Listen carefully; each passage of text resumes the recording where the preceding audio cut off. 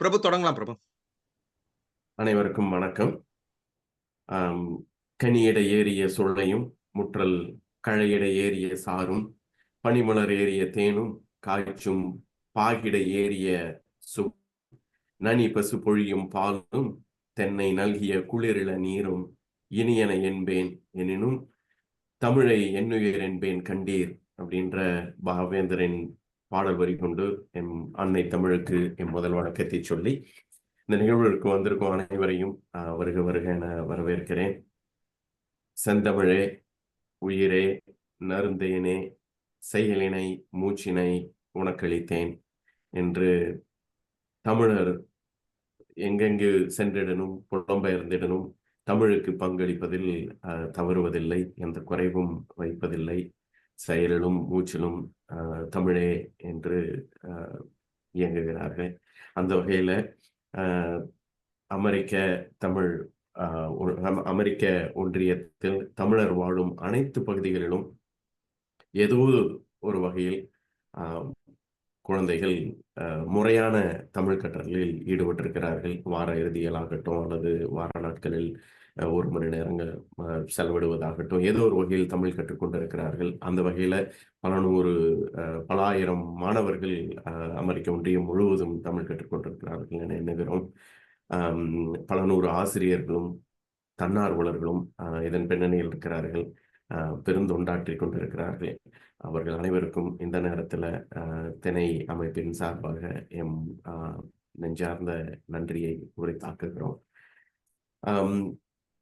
இந்த ஆசிரியர்களுக்கும் தன்னார்வலர்களுக்கும் இந்த தமிழை கற்றுக் கொடுப்பதிலும் அல்லது குழந்தைகள் தமிழை கற்றுக்கொள்வதிலும் நிறைய நடைமுறையில் நிறைய சிக்கல்கள், இன்னல்கள் இருக்கின்றன. அது தமிழ்நாட்டை போல வழமையான ஒரு வழக்கமான ஒரு பாடத்திட்டம் இங்கே கிடையாது, வைக்கவும் இயலாது. ஏனால் நேரமின்மை காரணமாக, நேர குறைவு காரணமாக ஒரு பெரும் சிக்கல் அது. அதுபோல் இன்னும் பல சிக்கல்கள் இருக்கின்றன. அதனால இப்போ பாடத்திட்டங்களை எல்லாம் கூட புலம்பெயர்ந்த குழந்தைகளுக்காக அவர்களுக்கு ஏற்றாற் போல அவர்கள் வாழும் சூழலுக்கு ஏற்றவாறு தகவமைக்க வேண்டிய ஒரு தேவை இருக்கிறது. இதுபோல் பல சிக்கல்கள் இருக்கின்றன. அதை பற்றியெல்லாம் விரிவாக பேச என்று நம்முடைய பென்சில்வேனியா பல்கலைக்கழகத்தின் கிழக்காசிய படிப்பகத்தின் தமிழ் பேராசிரியர் திருமிகு வாசு அரங்கநாதன் அவர்கள் நம்முடைய இணைந்திருக்கிறார். நமக்கு இருக்கக்கூடிய சந்தேகங்கள், நமக்கு இருக்கக்கூடிய கேள்விகள் அல்லது அதை இருக்கின்ற சிக்கல்களை தீர்ப்பது இப்படி இது மாதிரி பல விடயங்கள் விரிவாக பேசலாம். ஐயா அவர்களும் சில தொகுப்புகளை கொண்டு வந்திருக்கிறார், அவரும் அதை பகிர்வார் நினைக்கிறேன். ஐயாவை பற்றி பெரிய அறிமுகம் தேவையில்லை. தமிழ் சமூகத்தில் நன்கு அறியப்பட்டவர். குறிப்பாக அமெரிக்க ஒன்றியத்தில் இருக்கக்கூடிய தமிழறிஞர்கள் மத்தியிலே, தமிழ் அமைப்புகள் மத்தியிலே, தமிழர்கள் மத்தியிலே நன்றாக அறியப்பட்டவர் ஐயா அவர்கள். ஆனால் அவர்களை பற்றிய அறிமுகம் தேவையில்லை என்பதனால நம்ம நேரடியாக நிகழ்வுக்கு சென்றிடலாம் என்று நினைக்கிறேன். ஐயா வணக்கம். வணக்கம். இது நிறைய கேள்விகள் வந்திருக்கு எங்களுக்கு. நம்ம 2 விதமா பண்ணலாம் அப்படின்னு நினைக்கிறேன் இந்த நிகழ்ச்சியை. ஒன்று, நாங்கள் வைத்திருக்கிற கேள்விகளை கேட்கிறோம், அண்ட் நீங்களும் வந்துட்டு ஒரு தொகுப்பை கொண்டுட்டு வந்திருக்கீங்க, காட்டினீங்க. நீங்க முதல்ல அது பண்ணலாம் அப்படின்னு நினைச்சீங்கன்னா அதை பண்ணலாங்க ஐயா, இல்லைன்னா நம்ம கேள்விகளுக்கு போயிடலாம். உங்க கேள்வியும் அதுல இணைச்சிருக்கேன், எப்படி வசதி அதுபடி செய்யுங்க. நீங்க அது பண்ணிக்கலாங்க. நீங்க முதல்ல துவங்குங்க. மீதி ஏதாவது கேள்விகள் இருந்துச்சுன்னா நான் மறுபடியும் நம்ம பின்னால கேட்கிறேன். சரி. இந்த நிகழ்வை தொகுத்து வழங்கும் திணை நிறுவனத்திற்கு எனது மனமார்ந்த நன்றியை தெரிவித்துக் கொள்கிறேன். பிரபு அவர்களுக்கும் இளமாறன் அவர்களுக்கும் இதன் பின்னணியில் நிறைய பணியை செய்து கொண்டிருக்கிறார்கள். அவர்களுக்கும் எனது நன்றியை தெரிவித்துக் கொள்கிறேன். அதாவது, மொழியின் முட்டறுத்தவன் வீடு பெறுவான் என்பது ஒரு கூற்று. இந்த முட்டறுப்பது என்பது மொழிக்கு அவ்வளவு சிக்கல்கள் இருக்கின்றன. நாம் அதைத்தான் இப்பொழுது செய்து கொண்டிருக்கிறோம். இந்த இளைஞர்களுக்கு தமிழை கற்றுக்கொள்ள கொடுக்க முயற்சி செய்கிறோம். ஆனால் பல சிக்கல்களில் ஈடுபடுகிறோம். அதற்கு தீர்வுகள் என்ன, அந்த சிக்கல்கள் என்ன, அதற்கு தீர்வுகள் என்ன என்று சிந்திக்கலாம் என்று இந்த நிகழ்விற்கு அந்த தலைப்பை கொடுத்திருந்தேன். நீங்களும் நிறைய கேள்விகள் இருக்கின்றன உங்களுக்கும். அதற்கெல்லாம் என்னால் என்ற வரை பதில் கூறுகிறேன்.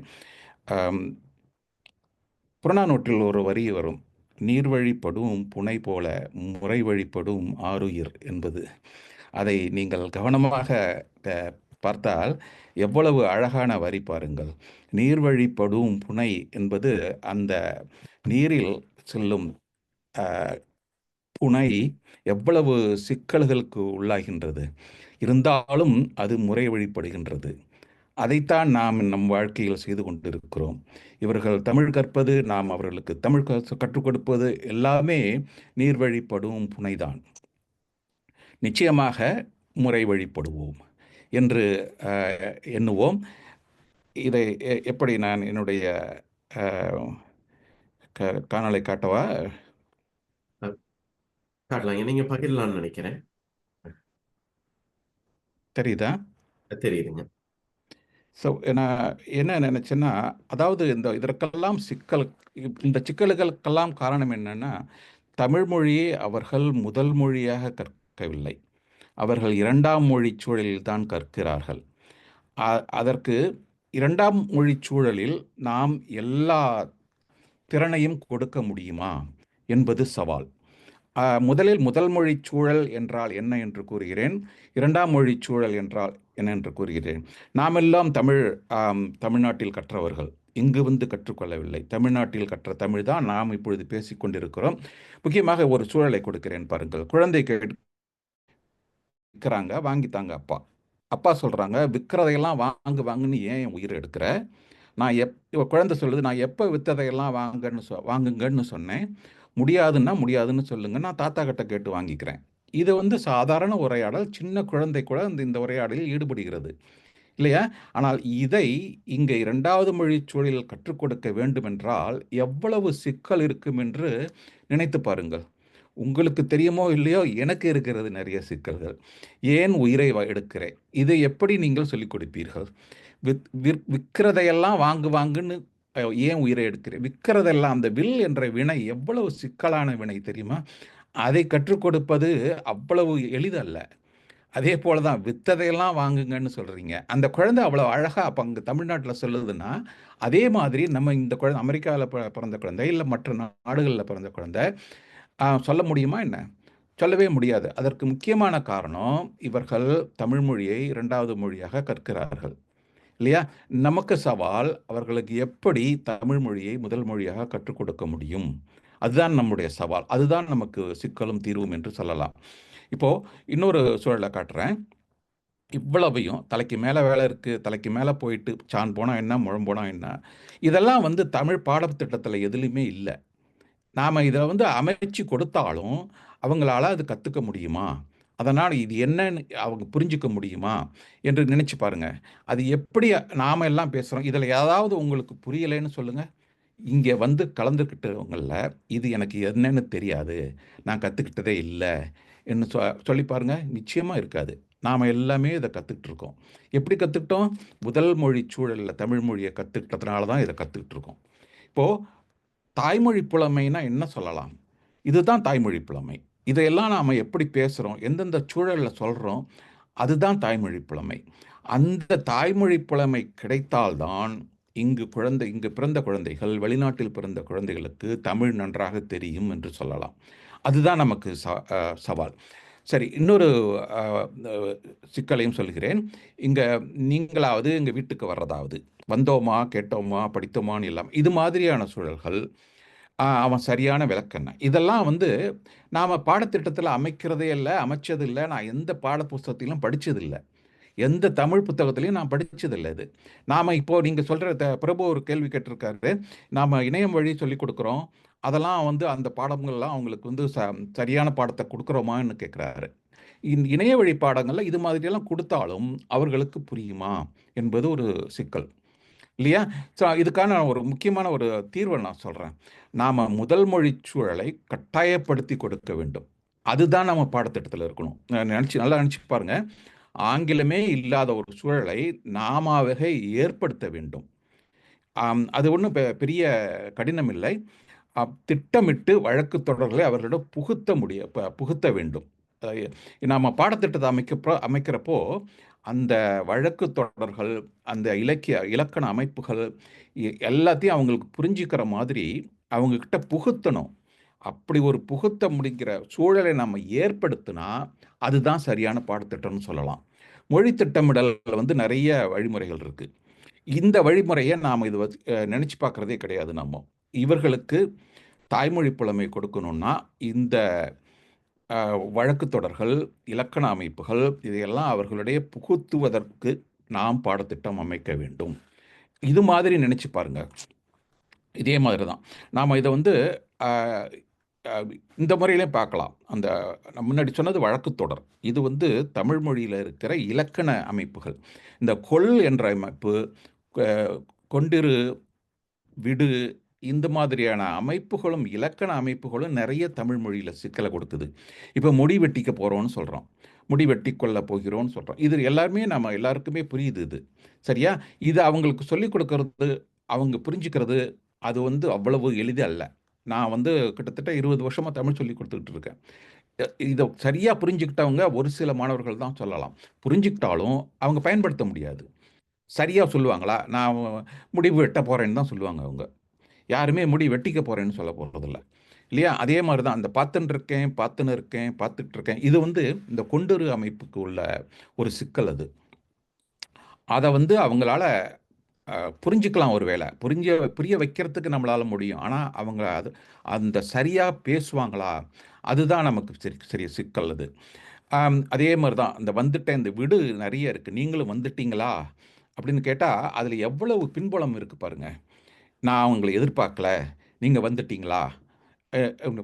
இல்லை அதே அமைப்பை ரொம்ப நேரமாக அவங்க எதிர்பார்த்துட்டு இருந்தேன், வந்துட்டீங்களா இப்படி நினச்சி பாருங்க. அதுவும் தமிழ் மொழியில் இருக்கு. இதை எப்படி அவங்களுக்கு புரிய வைக்கிறது? அந்த 2 சூழல்லையும் அவங்க எப்படி அதை பேசுவாங்க? அதை தீர்வுன்னு பார்க்குறப்போ அதை என்ன பண்ணணும்? இது நிறைய பேருக்கு இது பிடிக்காது. ஒரு வேளை நாம் அவங்களுக்கு இதெல்லாம் புகுத்தணும். நீ சாப்பாட்டை கொட்டிக்கோன்னு அவங்ககிட்டே சொல்லணும், இல்லையா? அவங்க நம்மளுடைய கோபத்தை அவங்ககிட்ட காட்டுறப்போ அவங்க ஏன் நமக்கு கோபம் வருது அப்படின்னு அவங்க புரியணும் அவங்களுக்கு. அப்போ தான் அதனுடைய உண்மையான பொருள் அவங்களால புரிஞ்சிக்க முடியும். கொடுத்து தொலை, தூங்கிக்கிட்டே இருக்கியே, படிச்சுட்டியா இல்லையா, எல்லாத்தையும் முழுகிடாத. இதுதான் தமிழ் மொழி சூழல். அதாவது முதல் மொழி சூழல்னு சொல்லலாம். இது மாதிரியான மொழிச்சூழலை அந்த மாணவர்களுக்கு நாம் புகுத்தணும். இது தப்பு தான். இது மாதிரி பேசுறது ஒரு ஒரு சரியான முறை இல்லை தான். இருந்தாலும் தமிழ் மொழியை சரியாக கற்றுக்கொள்ளணும்னா இது மாதிரி அவங்ககிட்ட புகுத்தணும். சரி, நாம் பெரும்பாலும் சொல்கிறதெல்லாம் என்ன பண்ணோம்? அவங்களுக்கு தலைக்கு மேலே போயிடும். இல்லைன்னா தப்பாக புரிஞ்சுக்குவாங்க, இல்லையா? இப்போ அடிதான் விழுன்னு நம்ம சொல்கிறோம். இதை நம்ம சாதாரணமாக சொல்கிறது இல்லையா? பல்ல உடைப்பேன், காலை முறிப்பேன், இதெல்லாம் அடிக்கடி சொல்கிறது. இதை அதை தூணு காரி துப்புவாங்கன்னு எனக்கு ஒரு அனுபவம் இருந்தது. ஒரு நீதிமன்றத்தில் என்னை கூப்பிட்டுருந்தாங்க. அந்த பெண்மணி சொல்லியிருக்காங்க, இவர் அடிக்கடி என்னை தூணு துப்புவாங்கன்னு சொல்கிறாரு இவர். அதனால் நான் அவர்கிட்டேருந்து என்னுடைய மன வாழ்க்கையை முறிச்சுக்க போகிறேன் அப்படின்னு சொல்கிறாங்க. என்னுடைய தமிழ் ஆசிரியர் என்னை கூப்பிட்டு கேட்டாங்க, இது என்ன இப்படி சொல்கிறாரு அப்படின்னு சொல்லி. இது தமிழ் பண்பாட்டிலே இருக்கிறது. இது உண்மையிலேயே அவர் அவர் காரி துப்ப போகிறதில்ல. அதே மாதிரி தான் என் தலை மேலே போடு, காலம் முறிப்பேன். எத்தனை தடவை நம்ம காலம் முறிப்போன்னு சொல்லியிருப்போம் நம்ம. ஆனால் யாருடைய காலையாவது நம்ம உடைச்சிருப்போமா இருக்கும் இது வரைக்கும்? நினச்சி பாருங்கள். அதுதான் தமிழ் மொழி. அந்த தமிழ் மொழியில் உள்ள ஒரு உணர்வுன்னு சொல்லலாம். அந்த உணர்வுகளை எல்லாம் அவங்களுக்கு புகுத்தணும். அப்போத்தான் அவங்க தமிழ் மொழியை முழுமையாக கற்றுக்கிட்டது, நம்மளை மாதிரி கற்றுக்கிட்டத ஒரு அனுபவத்தை அவங்க பெறுவாங்க. இலக்கணத்தையும் சொற்களையும் அவர்கள் சொல்லிக் கொடுப்பதால் தமிழ் மொழியை சொல்லிக் கொடுக்குறோன்னு நிச்சயமாக சொல்ல முடியாது.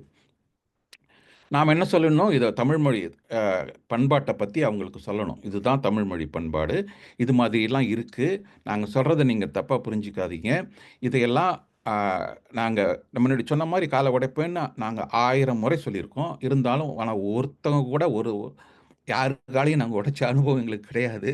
இதெல்லாம் அவங்களுக்கு சொல்லி புரிய வச்சுட்டு தமிழ் மொழியின் உணர்வு, தமிழ் மொழியின் உயிர் எதுன்னு அவங்களுக்கு காட்டணும். அதை அதை அவங்களோட அவங்கள நம்மோட இணைக்கணும்.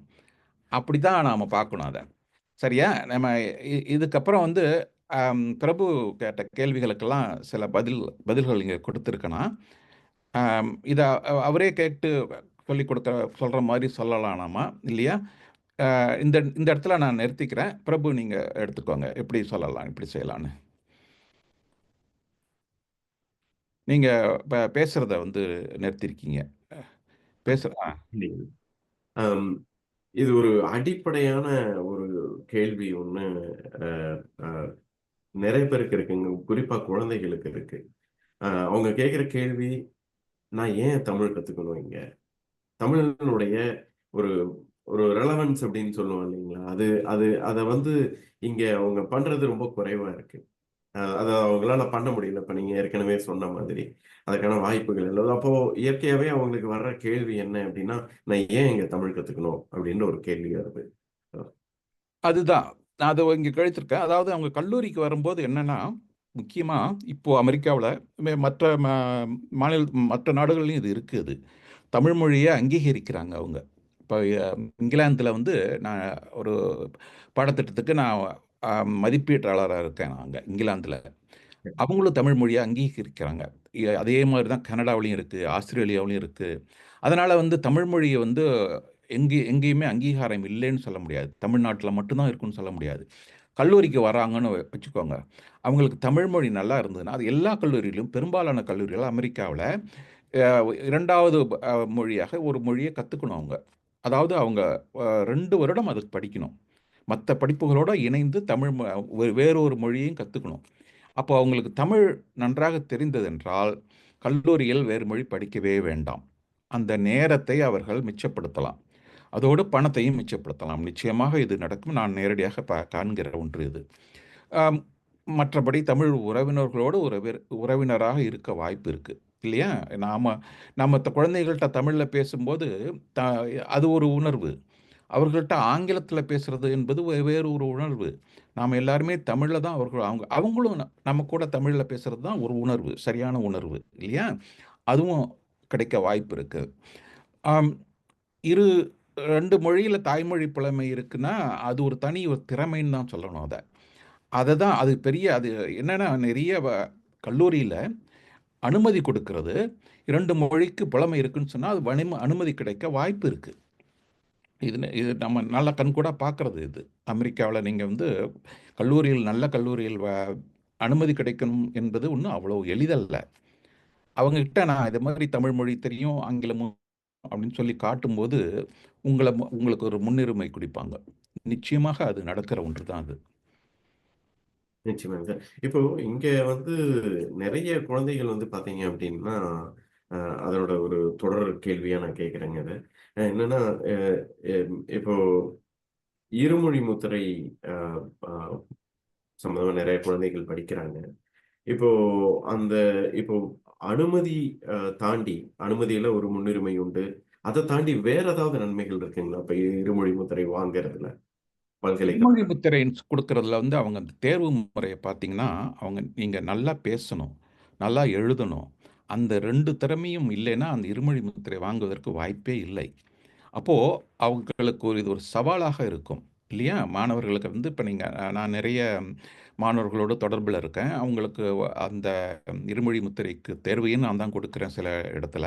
இந்த நியூ ஜெர்சி, பென்சில்வேனியா போன்ற இடத்துல நான் தான் தேர்வும் கொடுக்கிறேன். அப்போ தேர்வு கொடுக்கிறப்போ, நான் அந்த மாதிரியான முன்னால சொன்ன அந்த வழக்கு தொடர்கள், அந்த இலக்கண அமைப்புகள், அதையெல்லாம் அவங்க நல்லா புரிஞ்சுக்கிறாங்களாங்கிற அந்த மாதிரியான ஒரு எண்ணத்தில தான் நான் தேர்வையே அமைக்கிறேன். அப்போ அந்த தேர்வ அவங்க சரியா செஞ்சாங்கன்னா, நிச்சயமா அவங்களுக்கு ஒரு தாய்மொழி புலமை கிடைக்கிற வாய்ப்பு இருக்கு. இது இது ஒரு அம் ப ஒரு முன்னிலை, இடைநிலை என்று தான் சொல்ல முடியாது. இது இது ஒரு முதுநிலை கல்வி என்று தான் சொல்லணும். அந்த இருமொழி முத்திரைன்னு சொல்றது. இப்போ நேத்து எனக்கு ஒரு அனுபவம் இருந்தது. இந்த மருத்துவர்கள் நீங்கள் சொல்கிறீங்க அங்கே இந்த தமிழ் கற்கிறதுக்கு அமெரிக்காவில் வாய்ப்பு உண்டான்னு. தேவையில்லை. ஆனால் நேற்று ஒரு மருத்துவர் ஒரு ஹிந்தி பேசுகிறவர், அவர்கிட்ட பேசுகிறப்போ நான் வந்து அவர்கிட்ட பகுத் சுக்ரியான்னு சொன்னேன்.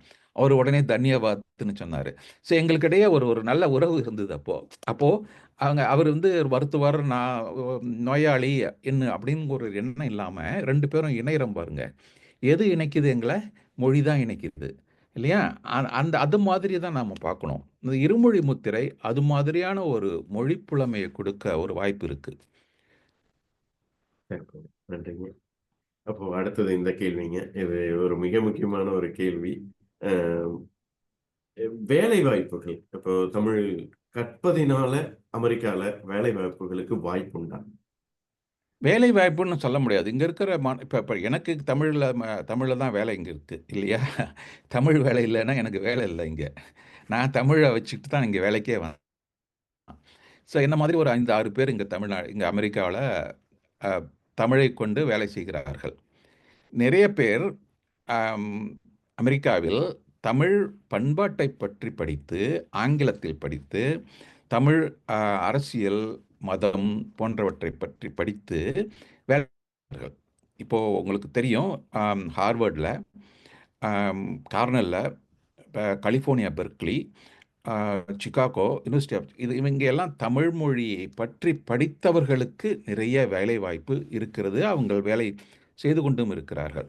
அப்போது அந்த மாதிரியான ஒரு அது மாதிரி மற்றபடி உங்களுக்கு வந்து தமிழ் மொழி கொண்டு வேலை வாங்கினேன்னு சொல்ல முடியாது. இவங்களை தனியாக நீங்கள் இப்போ பார்க்கணும். நாங்கள் இப்போது பேராசிரியர் பொறுப்பு வேணும்னு சொல்ல நினச்சி வச்சுக்கோங்க. நீங்கள் வந்து அவங்க தமிழ் மொழியை வச்சு தமிழ் மொழி கலாச்சாரத்தை பற்றி படித்து அதன் வழி வேலை வாங்குவதற்கு வாய்ப்பு இருக்கிறது. பென்சில்வேனியா பல்கலைக்கழகத்தில் அவர்கள் முனைவர் பட்டம் எடுக்க வாய்ப்பு இருக்கிறது. நம்ம சத்திரத்தை பற்றி ஒருவர் ஆராய்ச்சி செய்தார் இல்லையா? அவருக்கு இப்பொழுது பேராசிரியராக இருக்கிறார். அப்போ அதை வந்து தமிழ் மொழி வழியாக தானே அவருக்கு வேலை வந்ததுன்னு சொல்ல முடியும் இல்லையா? வாய்ப்பு இருக்கு.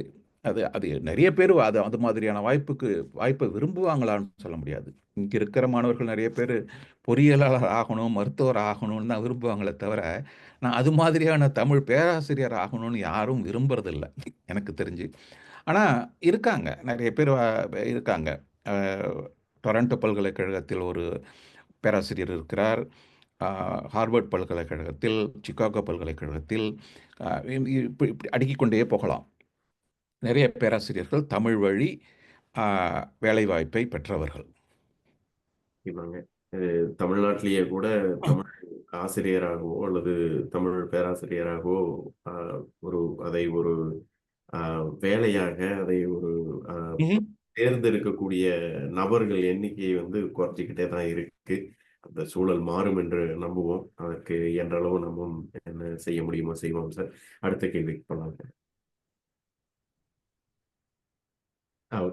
இது ஒரு நடைமுறையில் இருக்கக்கூடிய ஒரு சிக்கலுங்க. அது என்னன்னா, அதாவது குழந்தைகள் ரொம்ப சிறு வயதிலேயே வந்து அவங்க தமிழ் கத்துக்க வந்துடுறாங்க. அமெரிக்கால சொல்றாங்க. அப்போ ஒரு அவர்கள் வந்து ஒரு 7ஆம் வகுப்பு, 8ஆம் வகுப்பு வழக்கமான பள்ளியில 7ஆம் வகுப்பு, 8ஆம் வகுப்பு படிச்சு முடிக்கும் பொழுது தமிழ் பள்ளியில அவர்கள் ஒரு பட்டத்தை ஒரு இடத்துக்கு நகர்ந்துடுறாங்க. எல்லாமே கற்று முடிச்சிடுறாங்க. அதாவது அவர்களுக்கு ஏற்ற அந்த பாடத்திட்டத்தின்படி கற்று முடிச்சிடுறாங்க.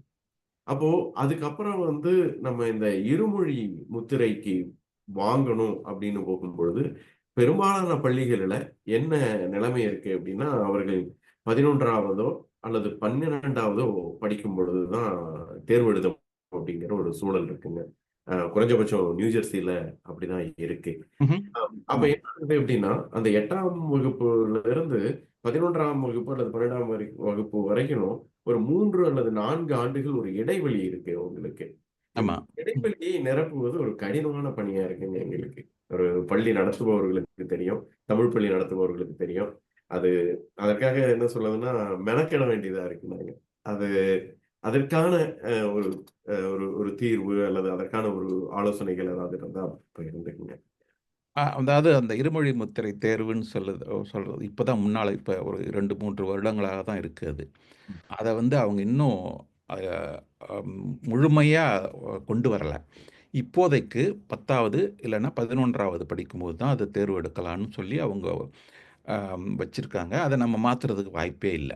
இப்ப நீங்க சொல்ற மாதிரி, அவங்க கல்லூரிக்கு வர்றதுக்கு முன் முன் அதாவது உயர்நிலை பள்ளிக்கு வர்றதுக்கு முன்னால படிப்பெல்லாம் முடிச்சிடுறாங்க அவங்க. தமிழ் மொழி வாய்ப்பு இல்லாம போயிடுது. ஆனா, அந்த இருமொழி முத்திரை தேர்வை எடுக்கணும்னு சொன்னா, கிட்டத்தட்ட தாய்மொழி புலமை இருந்தால் தான் தேர்வே எடுக்க முடியும். இல்லையா? இப்போ அத மீன் குஞ்சுக்கு கற்றுக் கொடு நீந்துவதற்கு கற்றுக் கொடுக்க வேண்டுமான்னு நம்ம வழக்கு தொடர் இருக்கு. அத நல்லா நெனச்சு பாருங்க. நீங்க தமிழ் சொல்லிக் குடுக்குறப்போ, நல்லா நீந்தறதுக்கு கத்துக் குடுத்துட்டீங்கன்னு வச்சுக்கோங்க. மறப்பாங்களா என்ன அவங்க? நிச்சயமா மறக்கறதற்கு வாய்ப்பே இல்ல.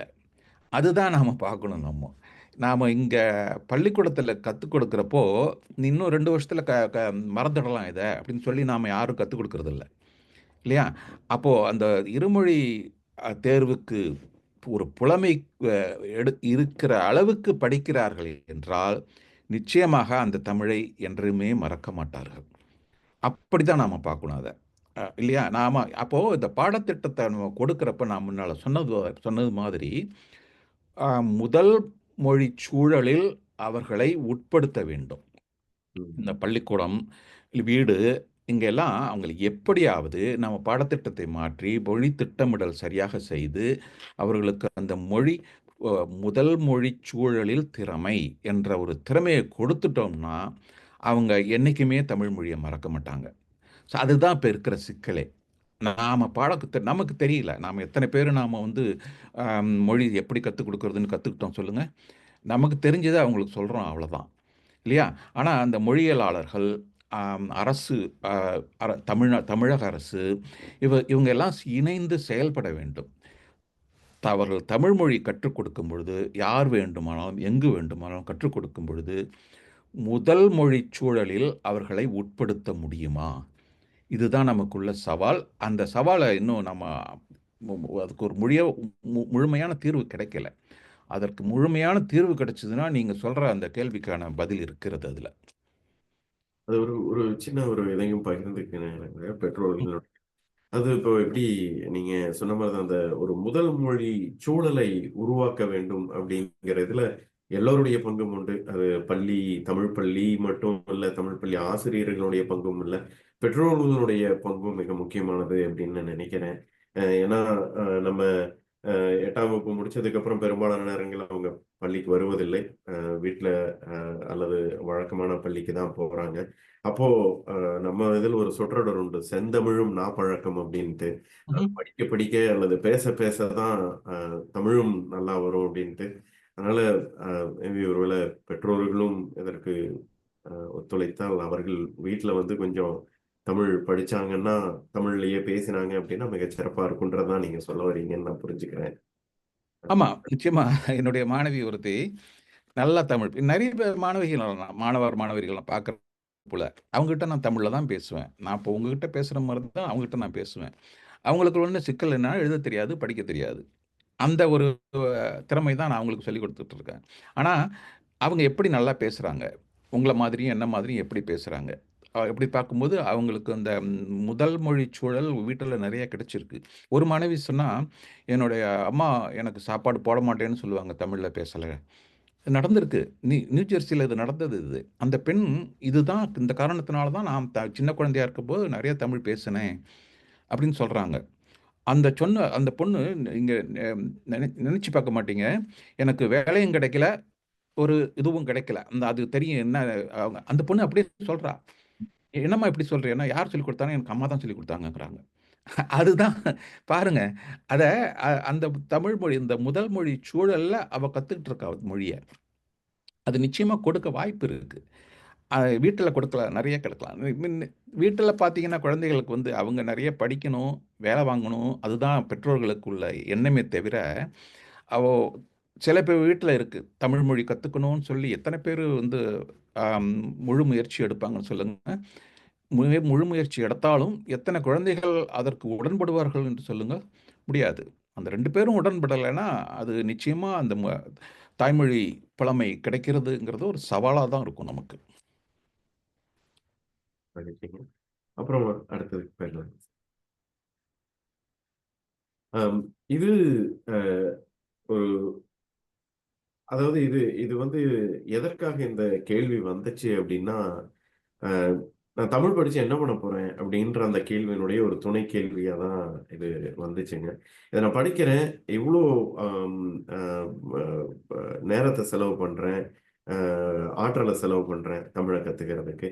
ஆனா அத கற்று முடிச்ச பின்னாடி வெறும் அந்த அட்மிஷன் அந்த காலேஜ்ல, கல்லூரியில போய் சேருவதற்கான ஒரு முன்னுரிமை மட்டும் தானா? அப்படிங்கிறதோட அது நிக்க போகுதா? அல்லது அதையும் தாண்டி அவர்களுக்கு வேறு வகையில் உதவுமா? அப்படிங்கிறதுக்காக தான் இந்த கேள்வி.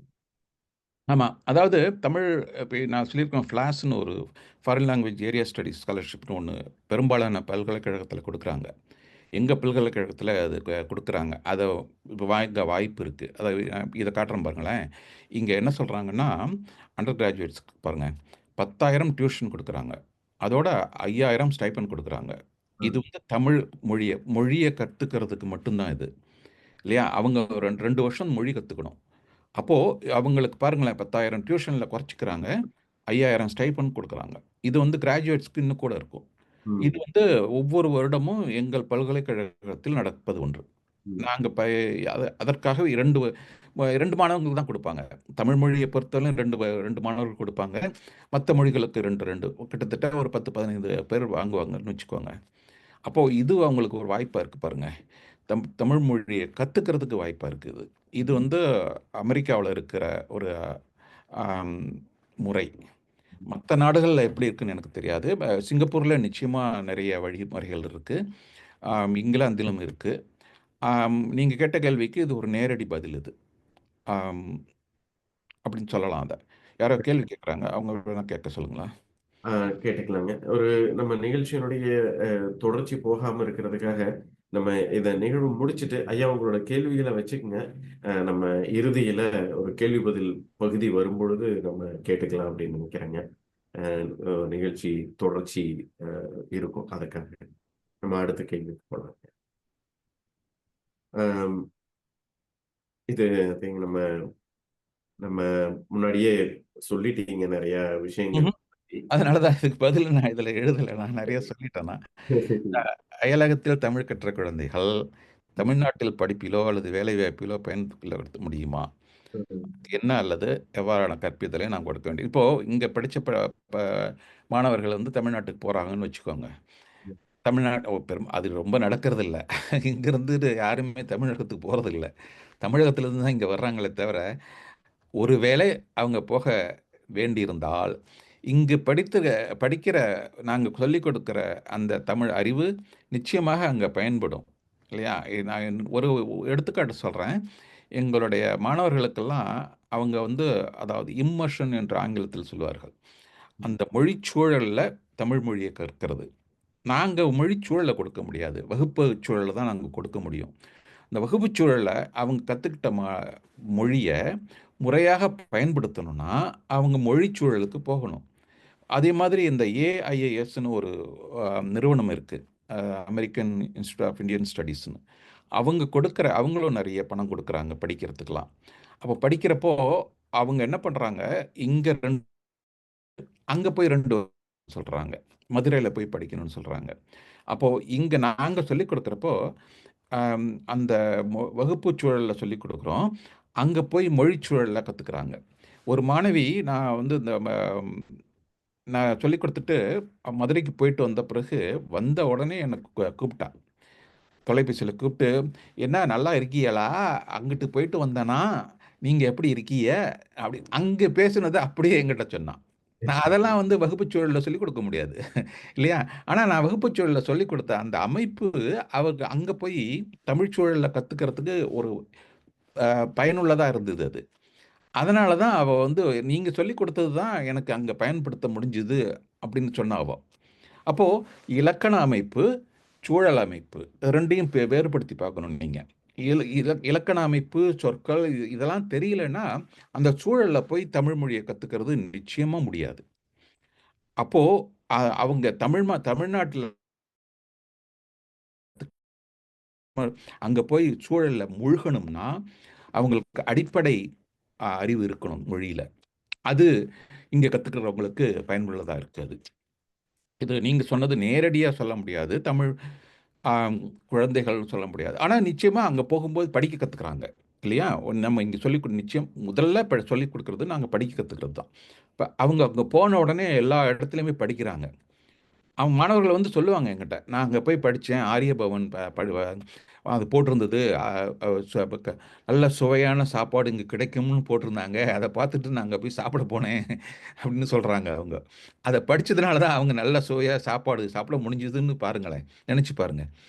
அவங்களுக்கு அந்த தமிழறிவு இருந்ததுனால தான் அவங்களால அங்க அங்க அத பயன்படுத்த முடிஞ்சது. ஸோ அந்த வகையில நெறைய அ வசதி இருக்குன்னு தான் சொல்லணும். அடுத்தது அடுத்த இதுக்கு போயிடலாங்க, அடுத்த கேள்விக்கு.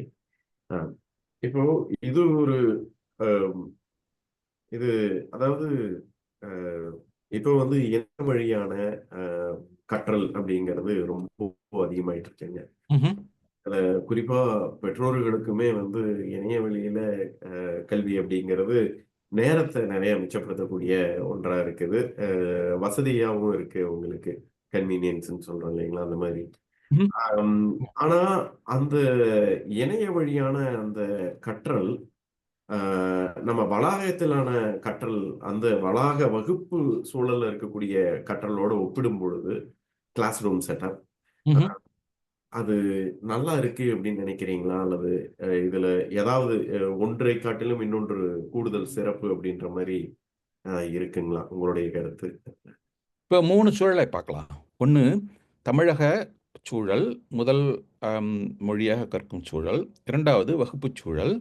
3வது இப்ப இணையச் சூழல் 3வது சூழலா இப்ப வந்துட்டுருக்கோம். இப்ப நெறைய பயன்படுத்திட்டு இருக்கோம். இப்ப வகுப்புச் சூழல்ல பார்க்குறப்போ, நேரடி தொடர்பு இருக்கு. இல்லையா? அது கிட்டத்தட்ட நாங்க வந்து முதல் மொழிச் சூழல கொடுக்கறதுக்கு தான் நாங்க முயற்சி பண்ணுவோம்.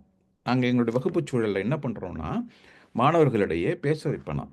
அவங்ககிட்டயே நீங்க அம் ஒரு ஒரு ஒரு சூழல குடுத்து, இத நீங்க உரையாடிட்டு, திருப்பி வந்து வகுப்புல சொல்லுங்க எல்லாருக்கும் முன்னால. அப்போ கிட்டத்தட்ட அத வந்து அந்த முதல் மொழி சூழல வந்து அங்க கொண்டு வர பார்க்குறோம், வகுப்புச் சூழல்ல. அதே மாதிரி தான் இணைய வழியிலயும் செய்யணும் அது. இணைய வழியில வந்து அங்க இந்தியால இருந்துகிட்டு அவங்க பேசிக்கிட்டே இருப்பாங்க. இந்த பொண்ணு இங்க மியூட்ல போட்டுட்டு நெறைய என்னென்னமோ பண்ணிக்கிட்டு இருக்கும். இல்லையா? அதுக்கெல்லாம் வாய்ப்பு இருக்கு. அப்போ அந்த மாதிரியான ஒரு வகுப்புச் சூழல கொடுக்கறதுக்கு வாய்ப்பு குறைவா இருக்கும். இல்லைன்னு சொல்ல முடியாது. அவங்களும் முயற்சி பண்ணிக்கிட்டு தான் இருக்காங்க. நெறைய இணையத்திலயும் நெறைய பண்ணலாம் அவங்க. மாணவர்களிடையே பேச உரையாட வைக்கலாம். அந்த அறைகளெல்லாம் பிரிச்சு கொடுக்கலாம். அது மாதிரி இப்போ ஒரு 2 வருடம் நாங்க அப்படிதான் செஞ்சோம். இணைய வழியில. அப்ப நான் எவ்வளவெல்லாம் அந்த Zoom வழி நாங்க வந்து இந்த வகுப்பு சூழல கொண்டு வர முடியுமோ, அதையெல்லாம் கொண்டு வர முயற்சித்தோம் நாங்க. அ கா காணொளிய காட்டுறது, அவங்கள பிரிக்கிறது, அப்புறம் திருப்பி பேசிட்டு ஒண்ணா சேர்ந்து எல்லாத்தையும் சொல்றது. இந்த மாதிரியான சூழல தான் அங்க அமைக்கணும். ஒரே மாதிரி நாம பேசிக்கிட்டே நீங்களும் நானும் பேசிக்கிட்டே இருந்தோம்னா, நிச்சயமா அதுக்கு மொழி கற்றுக்கொள்ள கூடிய சூழலை கொடுக்காது, அப்படின்னு தான் சொல்லலாம் நம்ம. அதனால இணைய வழி சூழல் அவங்களுடைய முயற்சிக்கு நாம முயற்சிகள பாராட்டணும். இருந்தாலும் அவங்களுக்கு ஒரு பயிற்சி இருந்தா நல்லாருக்கும். இணைய சூழலில எப்படி அவங்க கத்துக் குடுக்கறது அப்படின்னு ஒரு பயிற்சி இருந்தா நல்லாருக்கும். அந்த மாதிரி எத்தன பேர் அத செய்றாங்கன்னு தெரியல அது. நெறைய பேர் வந்து இது ஒரு வாய்ப்பா இருக்கு. பணம் நிறைய கிடைக்கிறது என்ற ஒரு எண்ணத்தில் செயல்படுகிறார்கள். இருந்தாலும் நான் முன்னால சொன்னது போல தமிழக அரசு நிறைய பணி செய்ய வேண்டும் இதில். அவர்கள் நிறைய பணத்தை செலவு செய்கிறார்கள். இல்லை என்று சொல்ல முடியாது. தமிழ் டிவி இருக்கு இல்லையா? தமிழ் இணைய பல்கலைக்கழகம் நிறைய செலவு செய்கிறார்கள். அவர்களும் இணைய வழி பாடங்களை சொல்லிக் கொடுக்கிறார்கள். அவர்கள் மொழியியலாளர்கள், தமிழ் மொழி இலக்கியவாதிகள் இவர்களை எல்லாம் இணைத்து ஒரு சரியான பாடத்திட்டத்தை அமைப்பதற்கான ஒரு வழிமுறையை கண்டுபிடிக்க வேண்டும். ஆம், அந்த செம்மொழி அ ப நிறுவனமும் இருக்கு. அவர்களும் நிறைய பணிகளை செய்கிறார்கள். இன்னமும் நான் முன்னால சொன்னது மாரி, இந்த மொழியின் முட்டறுக்க வேண்டும். அது வந்து அவ்வளவு எளிதல்ல. செய்றதெல்லாம் வந்து சரியா செய்றோம்னு சொல்ல முடியாது. இல்லையா? அந்த மாதிரியான ஒரு எண்ணத்தில இங்க நிறைய பேர் இருக்காங்க. பேராசிரியர் ஜெயக்குமார் இருக்கிறாங்க. அ அவங்க சிங்கப்பூர்ல அவங்க கலந்துருக்காங்களா என்னன்னு தெரியல. அவங்கலாம் தமிழ் மொழியே தங்களுடைய வாழ்க்கையாக பணி செய்பவர்கள். அவர்களையெல்லாம் இணைக்க வேண்டும். தொடர்ந்து அவர்களுடைய பணிகளை அரசு பயன்படுத்த வேண்டும். அது அந்த ஒரு வகை அதை நான் இங்கு முன்வைக்கிறேன். நிச்சயமாக நம்மால் அந்த மொழியின் முட்ட அறுக்க முடியும். புரியுது. உங்களோட எண்ணம் புரியுது. இப்போ அங்க அ இப்போ தஞ்சை தமிழ் பல்கலைக்கழகம் போல அல்லது அ இணைய வழி பல்கலைக்கழகம் இதெல்லாம் அதுல ஏதாவது இப்ப ஏற்கனவே ஏதாவது சில நிகழ்வுகள்லாம் ஏதாவது நடந்து கொண்டிருக்குங்களா? இங்க இப்ப நம்ம அமெரிக்க ஒன்றியத்துல இருக்கக்கூடிய பல்கலைக்கழகங்கள் அல்லது அமைப்புகளுக்கும், அங்க இருக்கக்கூடிய தமிழ் பல்கலைக்கழகங்களுக்கும் இடையில ஏதாவது அ இது கல்விகள் தமிழ் கல்வி சம்பந்தமாக ஏதாவது நடந்துட்டு இருக்கு, இருக்குங்களா? நிச்சயமா இருக்கு. அப்ப தமிழ் இணைய பல்கலைக்கழகத்தில அவங்க வந்து அ தொடர்ந்து அ இங்கு தேர்வு கொடுக்கிறார்கள். உங்களுக்கு தெரியும் அது இல்லையா? இப்ப இப்ப நியூ ஜெர்சி, பென்சில்வேனியா மற்ற மாநிலங்கள் அவங்க நிறைய இடத்துக்கு கொண்டு போறாங்க. நான் இணைய பல்கலைக்கழகத்தின் இயக்குனரோட நெறைய பேசிட்டு இருந்தேன் அத பத்தி. அவங்க எவ்வளவெல்லாம் முயற்சி செய்றாங்கன்னு அவங்க கூட கேட்டேன். அவங்க நம்மளுடைய அரசு இப்பொழுது இருக்கும் அரசு நிறைய பணிகளை செய்து கொண்டிருக்கிறது. இல்லையா? தமிழக அரசு நீங்க நெனச்சு பாருங்க. ஆ அ ஒ ஒரு பெண் சவுத் ஆப்பிரிக்காவுல வந்து தமிழ் சொல்லிக் குடுக்குறதுக்கு என்ன அனுப்புனாங்க. தமிழக ம். அரசிலிருந்து தான். நாங்க ஒரு 5 பேர் போனோம். ம். மொழி மட்டும் இல்லாம கலை, ஆம் அ இலக்கியம் இதெல்லாம் சொல்லிக் குடுத்ததுக்கு அங்க வந்து 15 நாட்கள் அங்க இருந்தேன் நான். ம். அத முழுமையா தமிழக அரசு அ எடுத்த முயற்சி தான் அது. அவங்க அப்போ அங்க நெறைய கத்துக்கிட்டேன் நான். அவங்க ஏதாவது 1850ல போன தமிழர்கள் அங்க நெறைய பேர் இருக்காங்க. சவுத் ஆப்பிரிக்கா, ஆம் தெ மே மேற்கிந்திய தீவுகள் அங்கெல்லாம். அவங்களுக்கெல்லாம் அ தமிழ் மொழியே மறந்துட்டாங்க சுத்தமா. ம். அ அவங்கள வந்து நம்மளுடைய பண்பாட்டோட இணைக்கிறதுக்கு அரசு நெறைய முயற்சி செஞ்சுட்டு இருக்கு. தமிழ் பல்கலைக்கழகமும் நிறைய முயற்சி செஞ்சுட்டு இருக்கு. அதெல்லாம் இல்லைன்னு சொல்லக்கூடாது. அவங்களுடைய முயற்சிகள முழுமைப்படுத்தணும். நெறைய வழிகள்ல முழுமைப்படுத்தணும். அப்படித்தான் நாம பார்க்கணும் நாம. நாமும் அவங்கள தொடர்பு கொள்ளணும். தொடர்பு கொண்டு இது மாதிரி எங்களுக்கு உங்களுடைய முயற்சி தேவை என்று சொல்ல வேண்டும். சிறப்புங்க. அதே மாரி இன்னொன்னு என்ன அப்டின்னா, அ ஒரு ஒ ஒரு இது என்னன்னா, அதாவது குழந்தைகள் தமிழ் படிப்பது ஒரு தொடக்க நிலை கல்வியோட இங்க நின்னு போயிருது. ம்ஹ்ம். அம் அதை தாண்டி இப்போ ஒரு இலக்கணமோ, இலக்கியமோ அ படிக்கணும் அப்படிங்கிற இடத்துக்கு போவாங்களா? அல்லது அவர்களை நகர்த்த முடியுமா? அப்படிங்கிற ஒரு கேள்வி எங்களுக்கு இருந்துச்சு. இன்னும் இருக்கு. அத பத்தி நான் உங்ககிட்ட பேசும்பொழுது, நீங்க ஏன் முடியாது அப்படின்னு சொல்லி நீங்க ம்ஹ்ம். சார் அது அதற்கு வாய்ப்பு இருக்கா? அப்படின்னு சொல்லுங்க. அது தொடர்ந்து நீங்களும் ஒரு ஒ ஒரு புத்தகம் ஒண்ணு இருக்கீங்கன்னு நெனைக்கிறேன். அது சம்மந்தமாவும். அம் அ அ அதான் அதாவது அந்த இலக்கியம், இலக்கணம் மட்டும் சொல்லிக் கொடுக்க வேண்டாம். இலக்கியமும் சொல்லிக் கொடுக்கலாம். என்னுடைய வகுப்புல ஒரு அ வருடம் நல்ல மாணவர்கள் இருந்தாங்க. இங்க பிறந்த குழந்தைகள் தான் இருந்தாங்க. அவங்ககிட்ட தமிழ் இலக்கியம் சங்க காலத்திலேருந்து தொடங்குனேன். புறநானூறு, அகநானூறு எல்லாத்தையுமே சொல்லிக் குடுத்துட்டு, சில சமயத்தில சில சில சில வரிகளுக்கெல்லாம் நானும் ரொம்ப கடினப்பட்டு தான் சொல்லிக் குடுப்பேன். அவளே கேட்கிறா, "உங்களுக்கே புரியல இல்லையா?" அந்த மாதிரியான தமிழ் மொழியில வந்து அமைப்புகள் இருக்கு. அதெல்லாம் நான் சொல்லுவேன், "இல்லம்மா எனக்கு புரியலன்னு சொல்லல. புரியறதுக்கு கத்துக்கிறேன் நானும்" அப்படின்னு தான் சொல்லிட்டு, அது மாதிரியான ஒரு சூழல் எனக்கு கிடைச்சது மாணவர்கள். எல்லா வருடமும் அது மாரி வருவாங்கன்னு சொல்ல முடியாது. அது ஒரு வருடம் நல்லா அது மாரி சில சில வருடங்கள்ல கிடைக்கும். மணிமேகலை பத்தி படிச்சேன் நெறையா. ஆம் புறநானூற பத்தி நெறைய படிச்சிருக்கேன். திருக்குறள நெறைய படிச்சிருக்கேன் மாணவர்கள் கூட. இல்லைன்னு சொல்ல முடியாது. அதே மாதிரி பள்ளிக்கூடத்திலயும் செய்றாங்க. திருக்குறள படிச்சுட்டு நம்ம எத்தன பேர் நடந்துட்டு தான் இருக்கு அது. நாம இல்லைன்னு சொல்லக்கூடாது. ஆ அதுக்கான வழிமுறைகள்ல தொடர்ந்து நம்ம ஈடுபடணும். ஈடுபட்டுட்டு இருக்கோம்னு தான் சொல்லணும் நாம. கண்டிப்பா, கண்டிப்பாங்க. நீங்களும் ஒரு இலக்கியம் தொடர்பான ஒரு புத்தகம் எழுதிட்டு இருக்கீங்கன்னு ஆமா, நெனைக்கிறேன். அந்த புத்தகம் உங்களுக்கு அனுப்புனது வந்துருச்சா இல்லையா? வந்துருச்சுங்க சார், வந்துருச்சு. நன்றி. இத முழுமையா படிக்கிறதுக்கான நேரம் எனக்கு இன்னும் கிடைக்கல. அதுதான் நீங்களே ஒத்துக்கிறீங்க பாருங்க. எல்லாருக்கும் படிக்கிறதுக்கு தான் நேரம் இல்ல. என்னுடைய நூல எத்தன பேர் படிச்சிருப்பாங்கன்னு எனக்கு தெரியாது. இருந்தாலும் நான் என்ன செஞ்சுட்டு இருக்கேன்னா, அந்த போல நூல வந்து கோயம்புத்தூர்ல பதிப்பிச்சாங்க.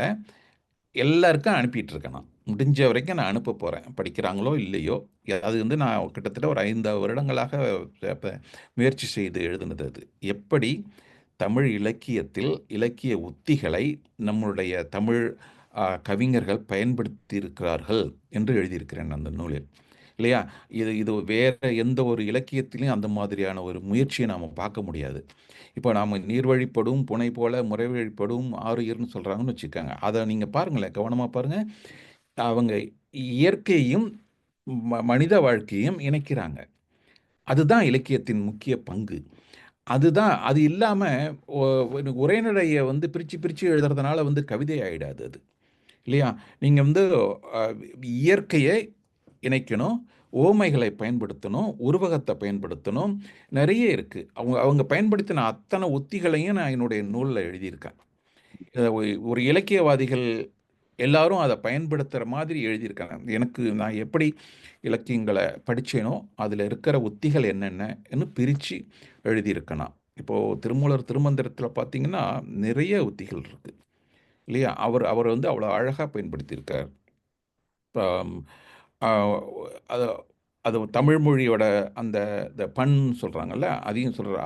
அவனும் அவனும் அவனை அறியார், அவனும் அவனை அவனை அறியில், அவனும் அவனும் அவன் இவன் ஆமே என்று சொல்றாரு. பாருங்க தமிழ் மொழியோட விளையாடுறாரு பாருங்க சொற்களோட. இல்லையா? அவர் சொல்ற ஒரு கருத்த வந்து அந்த அவனும் அவனும் அவனை அறியார். இப்ப நீங்க உங்களுடைய உள்மனதும், வெளிமனதும் உங்களுக்குள்ள சக்தியை உணராது. அவனும் அவனும் அவனை அறியில், இல்லையா? உங்களுடைய உள்மனதும், வெளிமனதும் உங்களுடைய சக்தியை அறிந்தால், அவனும் அவனும் அவன் இவன் ஆமே. அவன் இவன் ஆமே என்பது வந்து 2 பேரும் உங்க சக்தி இணைஞ்ச மாதிரி ஒரு சூழலை கிடைக்கும். எவ்வளோ அழகா அவர் எழுதியிருக்காரு பாருங்க அத. அந்த தமிழ் இது மாதிரியான இலக்கியங்கள் தான் நாம பார்க்கணும். இலக்கியவாதிகள் இப்படித்தான் அவங்க மொழியோட விளையாடணும். இய இயற்கையை வந்து சுட்டிக்காட்டணும். இயற்கையை பயன்படுத்தணும். ஆம், இயற்கை நமக்கு வந்து ஒரு பாடமாக இருக்கும். பாடமா தான் இருக்கு. இப்ப நான் என்னுடைய நூல்ல வந்து ஆம், அந்த படம் போட்டிருக்கிறது என்னன்னா, அந்த குருவி தன்னுடைய சின்ன குஞ்சுகளுக்கு சாப்பாட்டை கொண்டு வந்து கொடுக்குது பாருங்க. அத வந்து ஒரு கவிஞன் எடுத்துட்டு, இது மாதிரி தான் அரசன் இருக்கணும்னு சொல்றான். இல்லையா? அது மாதிரி அரசன் அவங்க தன்னுடைய ப அந்த மக்கள் தான் அவங்களுக்கு வாழ்க்கையா இருக்கணும்னு அவர் சொல்றாரு அவரு. அந்த அப்ப பாருங்களேன், இயற்கை உண்மை. அந்த உண்மையை நாம் புரிந்து கொள்ள வேண்டும். இதெல்லாம் தான் அந்த புத்தகத்துல எழுதியிருக்கான் நான். ஆம். இதுக்குன்னே ஒரு தனியா இன்னொரு நிகழ்ச்சி வைப்போம். ஆமா. அத புத்தகத்தை பத்தி பேச, அதுல இருக்கக்கூடிய ம்ஹ்ம். இத பத்தி பேச. நெறைய விஷயங்கள் இருக்கு. நெறைய பேர் கேள்வி கேட்டுட்டு ஆமா. கைய நெறைய தட்டுறாங்க. கேள்வி கேட்கறாங்க. நம்ம இதுக்கு போவோம். ஆம், ஐயா செந்தில் ஐயா, ஆ, நீங்க நீங்க நீங்க ஒரு கைய உயர்த்திருக்கீங்க. அ ஆ வணக்கங்க பிரபு அண்ட் வாசு ஐயா. ரொம்ப கடைசியில கொஞ்சம் இலக்கிய சுவையும் குடுத்தீங்க. ரொம்ப மகிழ்ச்சி. எனக்கு வந்து 2 கேள்விகள் இருக்கு. நேரம் பொறுத்து அலோவ் பண்ணுங்க பிரபு. இல்லைன்னா ஒரே கேள்வியோட நிறுத்திக்கிறேன். முதல்ல வந்துங்க, அந்த தமிழ் ஏன் படிக்கணும்னு ஒரு லிஸ்ட் போட்டீங்க. அதுல வந்து இப்போதைய சூழ்நிலையில அது என்ன நமக்கு பயன்படும் அப்படிங்கிறத தெரிஞ்சுட்டு குழந்தைகள் படிக்கட்டும் அப்படிங்கிற மாதிரி அந்த பேக்ரவுண்ட்ல இருந்து சொல்லியிருக்கீங்கன்னு நினைக்கிறேன். எனக்கு இன்னும் அதுல ஒரு பாயிண்ட் வந்து ஊர்ல இருக்கிறவங்களோட எளிதா பேச முடியும் அப்படிங்கிறோம். இதெல்லாம் கொஞ்ச நாள்ல ஊர்ல இருக்கிறவங்களுக்கே தமிழ் தெரியாத நிலைமை வர்றப்போ இது என்ன ஆகும்னு தெரியலைங்க. அதனால அதோட இன்னொரு கருத்தையும் சேர்த்து நீங்க வலியுறுத்தலாமான்னு நினைச்சாங்க. எப்படின்னா, இப்ப கடைசியா முடிக்கிறப்ப சொல்றீங்க இல்லைங்களா, தமிழ் இலக்கியத்தினோட சுவை. அதையும் வந்து இப்போ இங்க இருக்கிற மாணவர்களே வந்து மொழி ஆர்வம் இருக்கும் சில பேருக்கு. அவங்க போய் லாட்டினோ அல்லது ஸ்பானிஷ் அல்லது ஈவன் கிரீக், லாட்டின் அந்த மாதிரி ஆழ்ந்த இலக்கியங்கள் படிக்கணும் அப்படின்னு போய் படிச்சுட்டு இருக்கிறவங்க கூட இருப்பாங்க. அவங்க அந்த மாதிரி பயன் பெறதுக்காக இல்ல, அவங்களுக்கே ஒரு அந்த பிறவிலேயே கொஞ்சம் ஆர்வம் இருக்கிறவங்களா இருக்கலாம். ஸோ அப்படி இருக்கிறவங்கள வந்து நம்ம தமிழ் வழிப்படுத்தி கொண்டு வர்றது வந்து அவங்களுக்கும் ஒரு ஆப்ஷன். தமிழ்ங்கிறது இவ்வளவு ஒரு ஆழ்ந்த இலக்கிய வளமுள்ள மொழி அப்படிங்கறத நல்ல அவங்களுக்கு புரிபடுற மாதிரி சொல்ல வச்சு அதையும் ஒரு பயனா நம்ம கொண்டு வரணும் அப்படிங்கிற அட்லீஸ்ட் ஒருத்தர் 2 பேர் அமெரிக்காவில் வந்துட்டா கூட நம்மளோட முயற்சி பயன் அடையுங்கிற மாதிரி எனக்கு தோணுதுங்க. அதனால நம்ம ஃபியூச்சர்ல நீங்க என்ன இல்லைங்க, எல்லாருமே அதையும் ஒரு பயனா சொல்லி பழகணுமான்னு எனக்கு ஒரு கேள்விங்க. நீங்க என்ன நினைக்கிறீங்க? நீங்களே சொல்லிட்டீங்க. இங்கே நிறைய பேர், அமெரிக்காவில் நிறைய பேர் இருக்காங்க, இல்லைன்னு சொல்ல முடியாது. நிறைய மாணவர்கள் தமிழ் மொழி தாய்மொழி புலமையாக கற்றுக்கிட்ட மாணவர்கள். நான் முன்னாடி சொன்ன ஒரு மாணவி, என்னுடைய சாப்பாடு போட்டால் தான் உங்களுக்கு சாப்பாடு போட்டால் தான் தமிழ் பேசினா தான் சாப்பாடு போடுவேன்னு சொல்லி பேசின பொண்ணு வந்து நல்லா தமிழ் பேசுவாள்.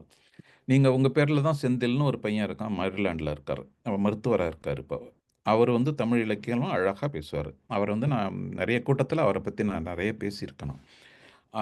அவர் வந்து அந்த மாதிரி ஏஎஸ் வழியில் பணத்தை வாங்கிக்கிட்டு மதுரையில் போய் தமிழ் கற்றவர். அவர் இங்கே வந்து மாணவர்களுக்கு நிறைய பயிற்சி பட்டறை கொடுத்துட்டு இருக்கார். அவர் கொடுத்துட்டு இருந்தார், இப்பவும் கொடுக்குறாரா என்னன்னு தெரியல.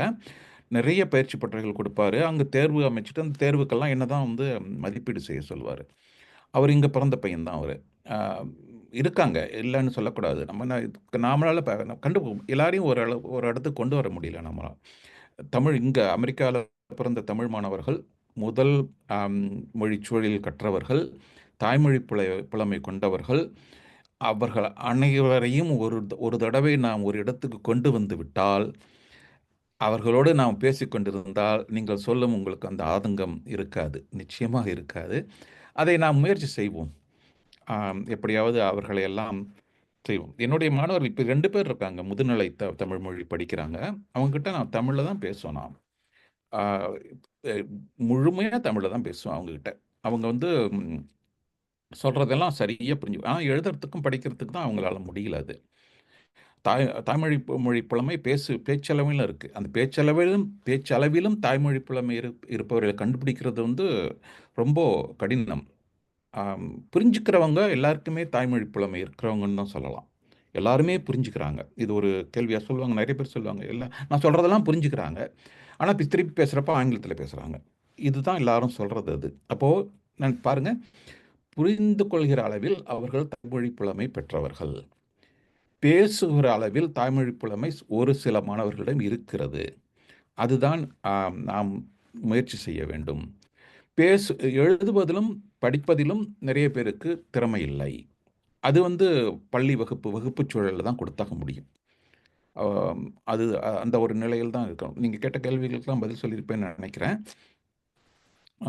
சொல்லுங்கள். மகிழ்ச்சிங்க. அது ஒரு சிறப்பான ஒரு முன்னெடுப்புக்கான ஒரு விடயத்தை 2 பேருமே பேசியிருக்கிறீங்க. இங்கு பிறந்த குழந்தைகளை, தமிழ் கற்ற குழந்தைகளை ஒன்றிணைக்கணும் அப்படிங்கிறது பெருமுயற்சி. நிச்சயமா நம்ம அதை எல்லாம் ஒன்றிணைந்து முயற்சி செய்வோங்க. நல்ல முயற்சி. அடுத்த ஒரே ஒரு தொடர்பான ஒரு கேள்விங்க. நான் சொல்ல வந்ததுங்க, நீங்க இந்த பேச்சு வழக்கு கொஞ்சம் மேம்படுத்துறது தான் நம்மளோட முதல் குறிக்கோளா இருக்கணும். அதுல ஒன்றும் சந்தேகம் இல்லைங்க. இருந்தாலும் ஒரு துணையா இந்த மாதிரி தமிழ் இலக்கியங்களை அறிஞ்சுக்கிறதுல வந்து எல்லாருக்குமே அதுல ஒரு இனிமை இருக்கு. அந்த பாயிண்ட்டையும் நம்ம சேர்த்துக்கலாம்னு சொன்னாங்க. சரி, மன்னிக்கணும் பிரபு, நான் அவசரம் புரியுது, அடுத்தவங்களுக்கு நிறைய பேர் இருப்பாங்க. இருந்தாலும் இன்னொரு கேள்வியும் கேட்டுக்கிறேங்க. நீங்க அந்த தமிழ் படிக்கிறவங்களுக்கு $10,000 உதவித்தொகை வருது, அப்புறம் அந்த டிஸ்கவுண்ட் அந்த மாதிரி சலுகைகள் இருக்குன்னு சொன்னீங்க இல்லைங்களா? அதை பயன்படுத்தி நிறைய பேர் வர்றாங்களா? உங்க அனுபவத்துல நிறைய ஒவ்வொரு வருடமும் 2 மாணவர்கள் இருப்பாங்க அதை பயன்படுத்திக்கிட்டு. இல்லைன்னு சொல்ல, எப்பொழுதுமே அதுக்கு பயன்படுத்தாமல் இருக்க மாட்டோம். நாங்கள் தமிழுக்கு பயன்படுத்திக்கிட்டு தான் இருக்காங்க அவங்க. 2 மாணவர்கள் எப்பொழுதுமே ஃப்ளாஸ் படிக்கிற மாணவர்கள்னு சொல்லுவோம் நாங்கள். ஃப்ளாஸ் மாணவர்கள்னு சொல்லுவோம் நாங்கள். அவங்க வந்து உங்க பல்கலைக்கழகத்துல வேற துறையில் இருக்கிறவங்க தமிழ் எடுத்து படிக்கிறதா? அப்படிங்களா? தமிழ் வகுப்பு எடுக்கணும், அவ்வளவுதான். தமிழ் படிக்கணும், அவ்வளவுதான் அவங்களுக்குள்ள கட்டாயம். அது வந்து கவர்மெண்ட்ல இருந்தே கொடுக்குறாங்களே? ஆமா, எங்களுடைய துறையில இருந்து கொடுக்குறாங்க. அது அரசு மூலமா துறை வழி கொடுக்குறாங்க. அது எல்லா பல்கலைக்கழகம் இப்போ ரட்கர்ஸ்ல அது மாதிரி எல்லா இடத்துலயுமே முயற்சி பண்ணா கிடைக்குங்களா? அதாவது எப்படின்னா, அந்த ஃபாரின் லாங்குவேஜ் இன்ஸ்டிடியூஷன் ஒரு 5 இன்ஸ்டிடியூஷன் இருக்கு. எங்கள் பல்கலைக்கழகம், ஹவாயி, கார்னல், பெர்க்லி, சிகாகோ. ஓஹோ, இந்த இடத்துல மட்டும் அது கிடைக்கும். அது சரி சரி சரி எல்லா ஃபாரின் லாங்குவேஜ் ஏரியா சென்டர்னு சொல்கிறாங்க அதை. சரிங்க சரிங்க. நம்ம மறுபடியும் தனியா பேசலாம். எனக்கு இன்னும் கொஞ்சம் சில இந்த இந்த இந்த டைரக்ஷன்ல எனக்கு கொஞ்சம் ஹெல்ப் வேணுங்க. நிச்சயமா. நம்ம மறுபடியும் பேசுவோம். நன்றிங்க. அடுத்தது மோகன் வைரக்கண்ணையா வாங்க. சிவப்பிள்ளை இருக்காரு, லண்டன்லேருந்து பேசுகிறார் போல இருக்கு. வணக்கம். என் பேர் மோகன். வட கரோலினாலேருந்து பகுதியிலேருந்து பேசுகிறேன். கேள்வி இல்லைங்கய்யா. ஆக்சுவலாக துணை அமெரிக்கா பிரபு ஐயா, வாசு ஐயா, உங்களுக்கெல்லாம் மிக்க நன்றி. ஏன்னா இந்த பழைய செய்திகளை பகிர்ந்துக்கிட்டீங்க. ஒரு நன்றி சொல்கிற மாதிரி தான் நாங்களும். எனக்கு என்னென்னா, இங்கே 3 பள்ளிக்கூடம் இருக்குங்கய்யா. அதில் வந்து 2 நேர்வழி, அதாவது இன்பர்சன், 1 வந்து இணைய வழியாக தான் பண்ணுறோம். நாங்கள் ஒரு 6 பேர் சேர்ந்து ஒரு பள்ளிக்கூடம் ஆரம்பித்தோம். அதில் வந்து பார்த்தீங்கன்னா, இப்போ 400 பிள்ளைங்க படிக்கிறாங்கய்யா. அதில் 50 பிள்ளைங்க வந்து ரிமோட்டாக இருக்காங்க. அதாவது ஆஸ்திரேலியாவில் இருக்காங்க, கனடாவில், டெக்ஸஸ், எல்லாமே தூரமாக இருந்து படிக்கிறாங்க. நாங்கள் வந்து மினசோட்டா தமிழ் பாடத்துடைய அதில் வந்து எல்எஸ்ஆர்டபிள்யூ, அதாவது லிசனிங், ஸ்பீக்கிங், ரீடிங், ரைட்டிங் 4யுமே கவர் பண்ண இதை உள்ளடக்கிய ஒரு பாடத்திட்டம். நாங்கள் வந்து கூகுள் மீட் மூலமாக பண்ணுறோங்கய்யா. நிறைய பேர் அதை விரும்புகிறாங்க. எப்படின்னா, ஏன்னா இப்போ சனி ஞாயிறுனா அவங்களுக்கு வேற ஏதாவது இருக்குது அப்படின்னு சொல்லிட்டு வாரம் ஃபுல்லாமே இருக்குது. சில வகுப்பு வந்து திங்கள், செவ்வாய் வாரம் ஃபுல்லாமே இருக்குது. யாராருக்கு எந்தெந்த நாளில், ஏன்னா நிறையா சாக்கருங்கிறாங்க, அப்புறம் இப்போ பரதநாட்டியம், ஏதாவது ஒரு வகுப்பு வச்சுக்கிறாங்க இல்லையா? அதனால அவங்கவுங்க எந்த எந்த கிழமை அவங்களுக்கு வசதியாக இருக்குமோ அது மாதிரி வச்சு நடத்துகிறோம். அது ரொம்ப நல்லா போயிட்டுருக்குங்க. அதனால உங்களுடைய இன்னைக்கு சொன்ன செய்திகள் எல்லாமே இப்போ ரொம்ப இது இப்போ எங்களுக்கு பயனுள்ளா இருந்தது. அந்த அந்த அவன்ட்டுன்னு ஒன்று சொல்லி தராங்க. அவன்ட் ஸ்க்ரோல் அதை பற்றி கேட்குறாங்கய்யா. நான் அவங்கள்ட்ட பேசும்போது அவங்க சொன்னாங்க, எடுக்கலாம். அது வந்து 10வது படித்தா தான் எடுக்க முடியுமா? இல்லை அதுக்கு முன்னாடியே அவங்க வந்து தமிழ் புலமை வந்துட்டாங்க, அவங்களுக்கு வந்து நல்லா பேச தெரியுது, எழுத தெரியுது, கேட்க புரியுது, அப்புறம் எல்லாமே இருந்தா இப்போ அப்போ அதுக்கு முன்னாடியே எடுக்கலாமா தானுங்கய்யா அந்த எக்ஸாம்? அதனால அது வந்து அது வந்து மதிப்பீட்டு நிறுவனம் அது. அதாவது இந்த இருமொழி முத்திரைக்கு அவங்க என்ன செய்வாங்க, சில நிறுவனத்தை அவங்க அணுகுறாங்க. நீங்கள் இங்கே மாணவர்களை மதிப்பீடு பண்ணுங்கன்னு சொல்லி.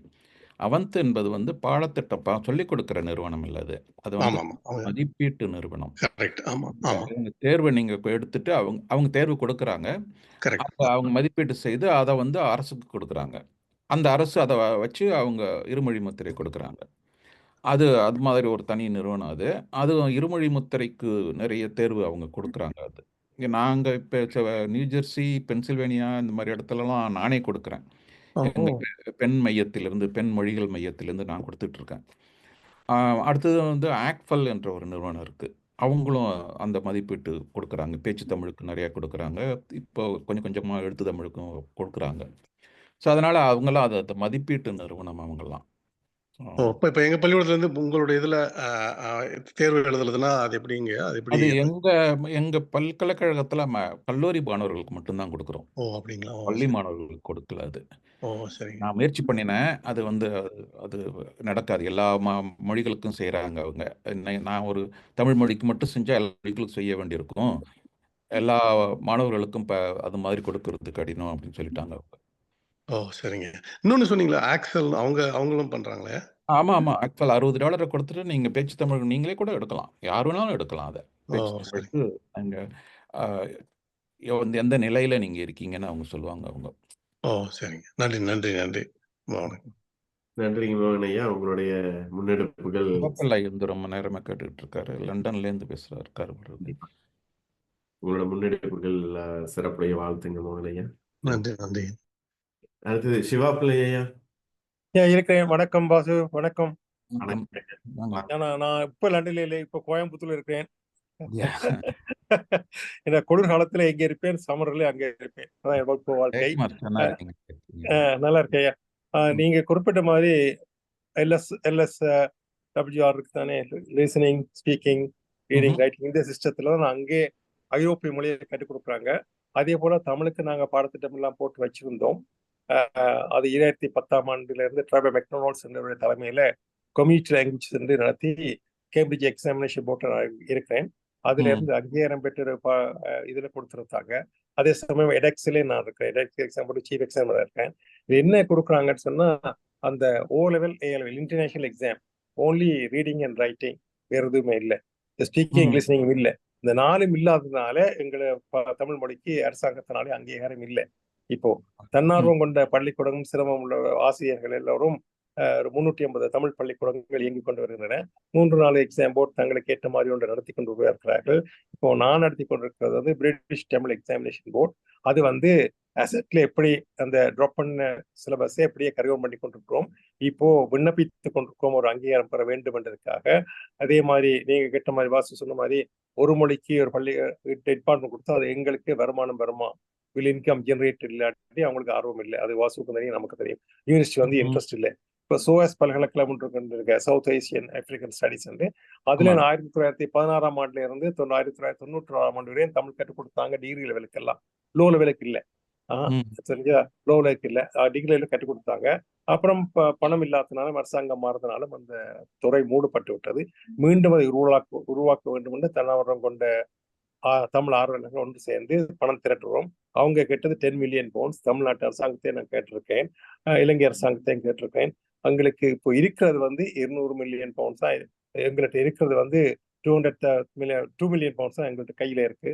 இன்னும் 8 மில்லியன் பவுண்ட்ஸ் சேர்த்து அங்கே டிபார்ட்மெண்ட் வந்து அட்லீஸ்ட் பேரையாவது போட்டு வைக்கலாம், மக்கள் படிக்காவிட்டாலும். நிறைய ஓலைச்சுவடிகள் அங்கே இருக்கின்றன.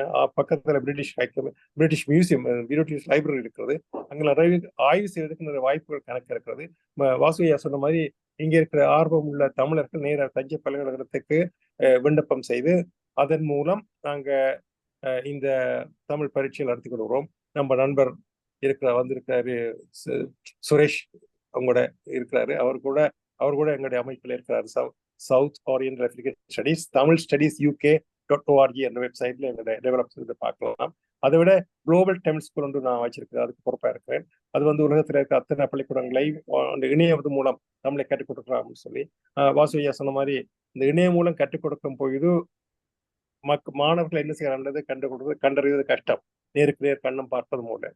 ஆனா அட்லீஸ்ட் ஆர்வம் உள்ள பெற்றோர்கள், அதிகமான பெற்றோர்கள், இந்திய பெற்றோர்களோ இலங்கை பெற்றோர்களோ மொரிஷியஸ்ல இருக்கிற பெற்றோர்களோ தங்கள் குழந்தைகளுக்கு தமிழ் அறிவு கொடுக்க கொண்டு மிகவும் மிகவும் சிரமப்படுகிறார்கள். அதுக்கு பல வழிகளில் செல்கிறார்கள். நான் ஒரு திட்டமிடப்பட்ட ஒரு சிஸ்டம் எல்லார்ட்டும் இல்லை. எல்லாரும் தங்களுக்கு தெரிஞ்ச மாதிரி இருக்கிறார்கள். அதை விட இன்னொன்று பெற்றோர்களுக்கு வந்து எக்ஸாம் ஓரியன்டட் சமூக பள்ளிகள் நடத்துறாங்க. ஆண்டாண்டு எக்ஸாம் வைக்கிறாங்க.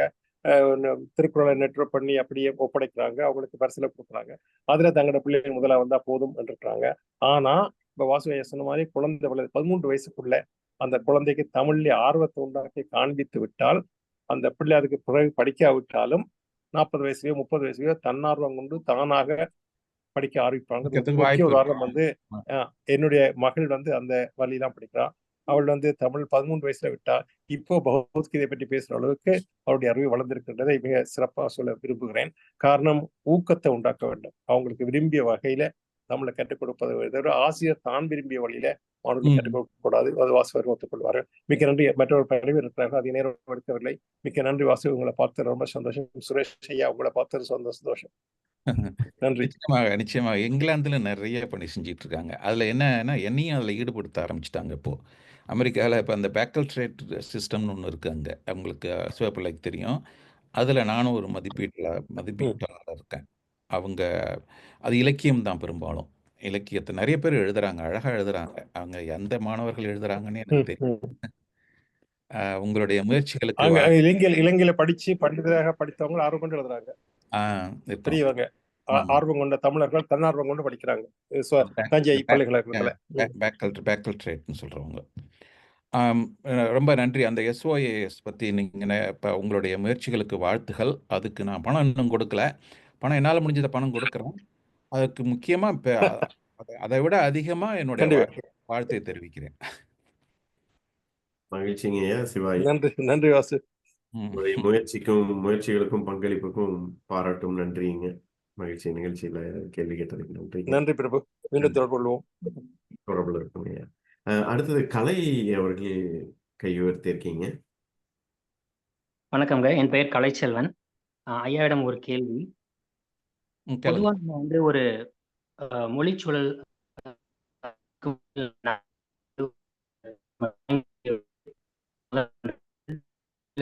சரியா கேட்கலைங்க. அது சரியா கேட்கலையே. சரியா கேட்கலைங்களா? பிரேக் ஆகுது. நீங்க இப்ப சொன்னது கேக்குது. சரியா கேட்கலன்னு சொன்னது கேக்குது. நீங்க கேட்ட கேள்வி கேட்கல. அத உங்களுடைய சூழலை சரியா பாருங்க. எந்த இடத்துல இருந்து பேசுனா சரியா அது கேக்குதுன்னு பாருங்க. இப்ப சரியா கேக்குதுங்களா ஐயா? இப்ப கேக்குது. ஓகே. நீங்க நம்ம பொதுவா பேசுறது கேட்குது. என்னங்க? எனக்கு கிளியரா இருக்கு. நம்ம பொதுவா வந்து ஒரு தாய்மொழி சூழல்ல இருக்கவங்க, ஒரு குழந்தைகள் வந்து நம்ம மொழியில் அவங்களோட தாய்மொழியில கத்துக்கிட்டு, அதன் பிறகுதான் வந்து பிற மொழியில வந்து நம்ம அதை மொழி மாற்றம் செஞ்சு நம்ம பேசுவோம். அது எல்லாம் எப்பவுமே சிந்திக்கும் போது நம்ம தாய்மொழியில சிந்திப்போம் அப்படின்றது ஒரு பொதுவான கருத்து. ஆமா. அதுக்கு முக்கியமான காரணம் என்னன்னா, நாம எல்லாருமே தமிழ் மொழிய முதல் மொழியாக கத்துக்கிட்டவங்க. அதாவது எல்லாருக்குமே மொழி என்பது ஒரு மொழிதான். அதாவது முதல் மொழியாக கத்துக்கிற மொழி தான் மொழி. மற்றது எல்லாமே 2வது மொழியாக கத்துக்கிட்டது. 2வது மொழியாக கத்துக்கிற மொழிய வந்து நம்ம சிந்திச்சு செயல்பட முடியுமான்னு இந்த ஆராய்ச்சி இதுவரைக்கும் செஞ்சதில்ல. யாருமே அது மாரி சில பேர் இருக்காங்க. 2வது மொழியாக நல்ல அந்த மொழிச்சூழல்ல போய் அங்கேயே பண்படுத்தப்பட்டு இருக்காங்க. நெறைய பேர் ஹிந்தி பேசுறவங்க இருக்காங்க. அழகா பேசுவாங்க ஹிந்தி. அதே மாரி தமிழையும் அந்த 2வது மொழியா கத்துக்கிட்டவங்களும் இருக்காங்க. பேசுறாங்க. அந்த ஒரு சூழலில் அவங்க கத்துக்கலைன்னா, அந்த மாதிரி நம்ம நெனச்சு செய்யற மாதிரி செய்ய முடியாது அவங்களால. மகிழ்ச்சிங்க. அடுத்தது இந்திரநேலன் ஐயா. அனைவருக்கும் வணக்கம். நான் வாசு அரங்கநாதன் அவர்களுக்கு முக்கியமா ஒரு வாழ்த்து. ரொம்ப அழகா சொன்னார். இங்க இருக்கிற அமெரிக்கா சூழ்நிலை பற்றி ரொம்ப அழகாக சொன்னார். அதுல அதோட அந்த பேச்சு வழக்குக்கு எவ்வளவு முக்கியத்துவம் கொடுக்கணுங்கிறது வந்து எனக்கு தெரிஞ்ச வரைக்கும் முதல் முறையாக இந்த அளவுக்கு இன்சிஸ்ட் பண்ணி சொன்னதை நான் ரொம்ப பாராட்டுறேன். நான் எனக்கு ஒரு விஷயம் இந்த பேச்சை கேட்கும்போது எனக்கு என்ன தோன்றியது என்றால், இந்த 8வது முதல் 10வது அல்லது 11வது வரைக்கும் இருக்கிற அந்த இடைவெளி, இந்த இருமுறை முத்திரை வாங்குற வரைக்கும் இருக்கிற இடைவெளிய எப்படி அதை சமன் செய்வது அப்படிங்கிற ஒரு கேள்வி ஒண்ணு எழுந்தது இல்லையா? அதுக்கு ஒரு தீர்வாக நான் நினைக்கிறது என்னன்னாக்க, 8வது அந்த பரீட்சை முடிந்து அதில் வெற்றி பெற்றதுக்கு அப்புறம் அந்த டிஸ்கனெக்ட் ஆகாம இருக்கிறதுக்கு ஒரு 15 நாளுக்கு ஒரு முறை ஒரு கலந்துரையாடல் நேரடியாகவோ அல்லது திணை மாதிரி இந்த அல்லது அமைப்புகள் கூட சேர்ந்து ஒரு இணைய வழியாகவோ இந்த குழந்தைகளை என்கேஜ்டா வச்சிருக்கணும் அப்படிங்கறது நான் நினைக்கிறேன்.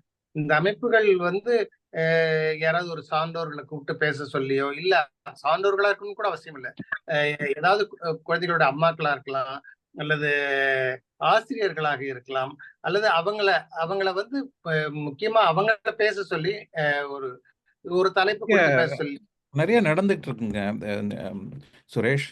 இப்போ ஃபெட்னா நிறுவனம் வந்து அவங்க இப்போ இதுக்கப்புறம் கூட ஏதோ ஒரு நிகழ்ச்சி அவங்க நடத்துகிறாங்க. அவங்க ஃபெட்னா நிறுவனம் நிறைய நடத்திட்டு இருக்காங்க.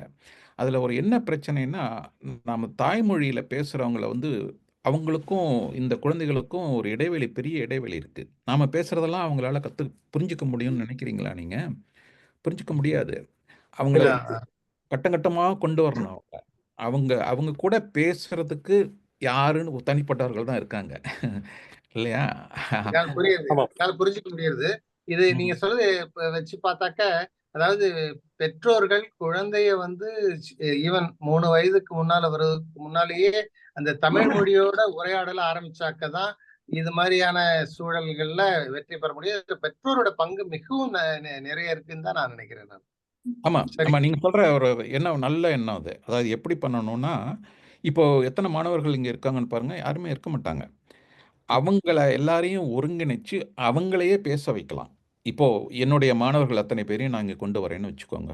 எங்களுக்கு 15 மாணவர்கள் தமிழ் கற்றுக்கிட்டு இருக்காங்க 3 நிலையில். அவங்க 3 பேரையும் இங்கே கொண்டு வந்து அவங்க நல்லா பேசுகிறவங்க அவங்க கூட பேசணும்.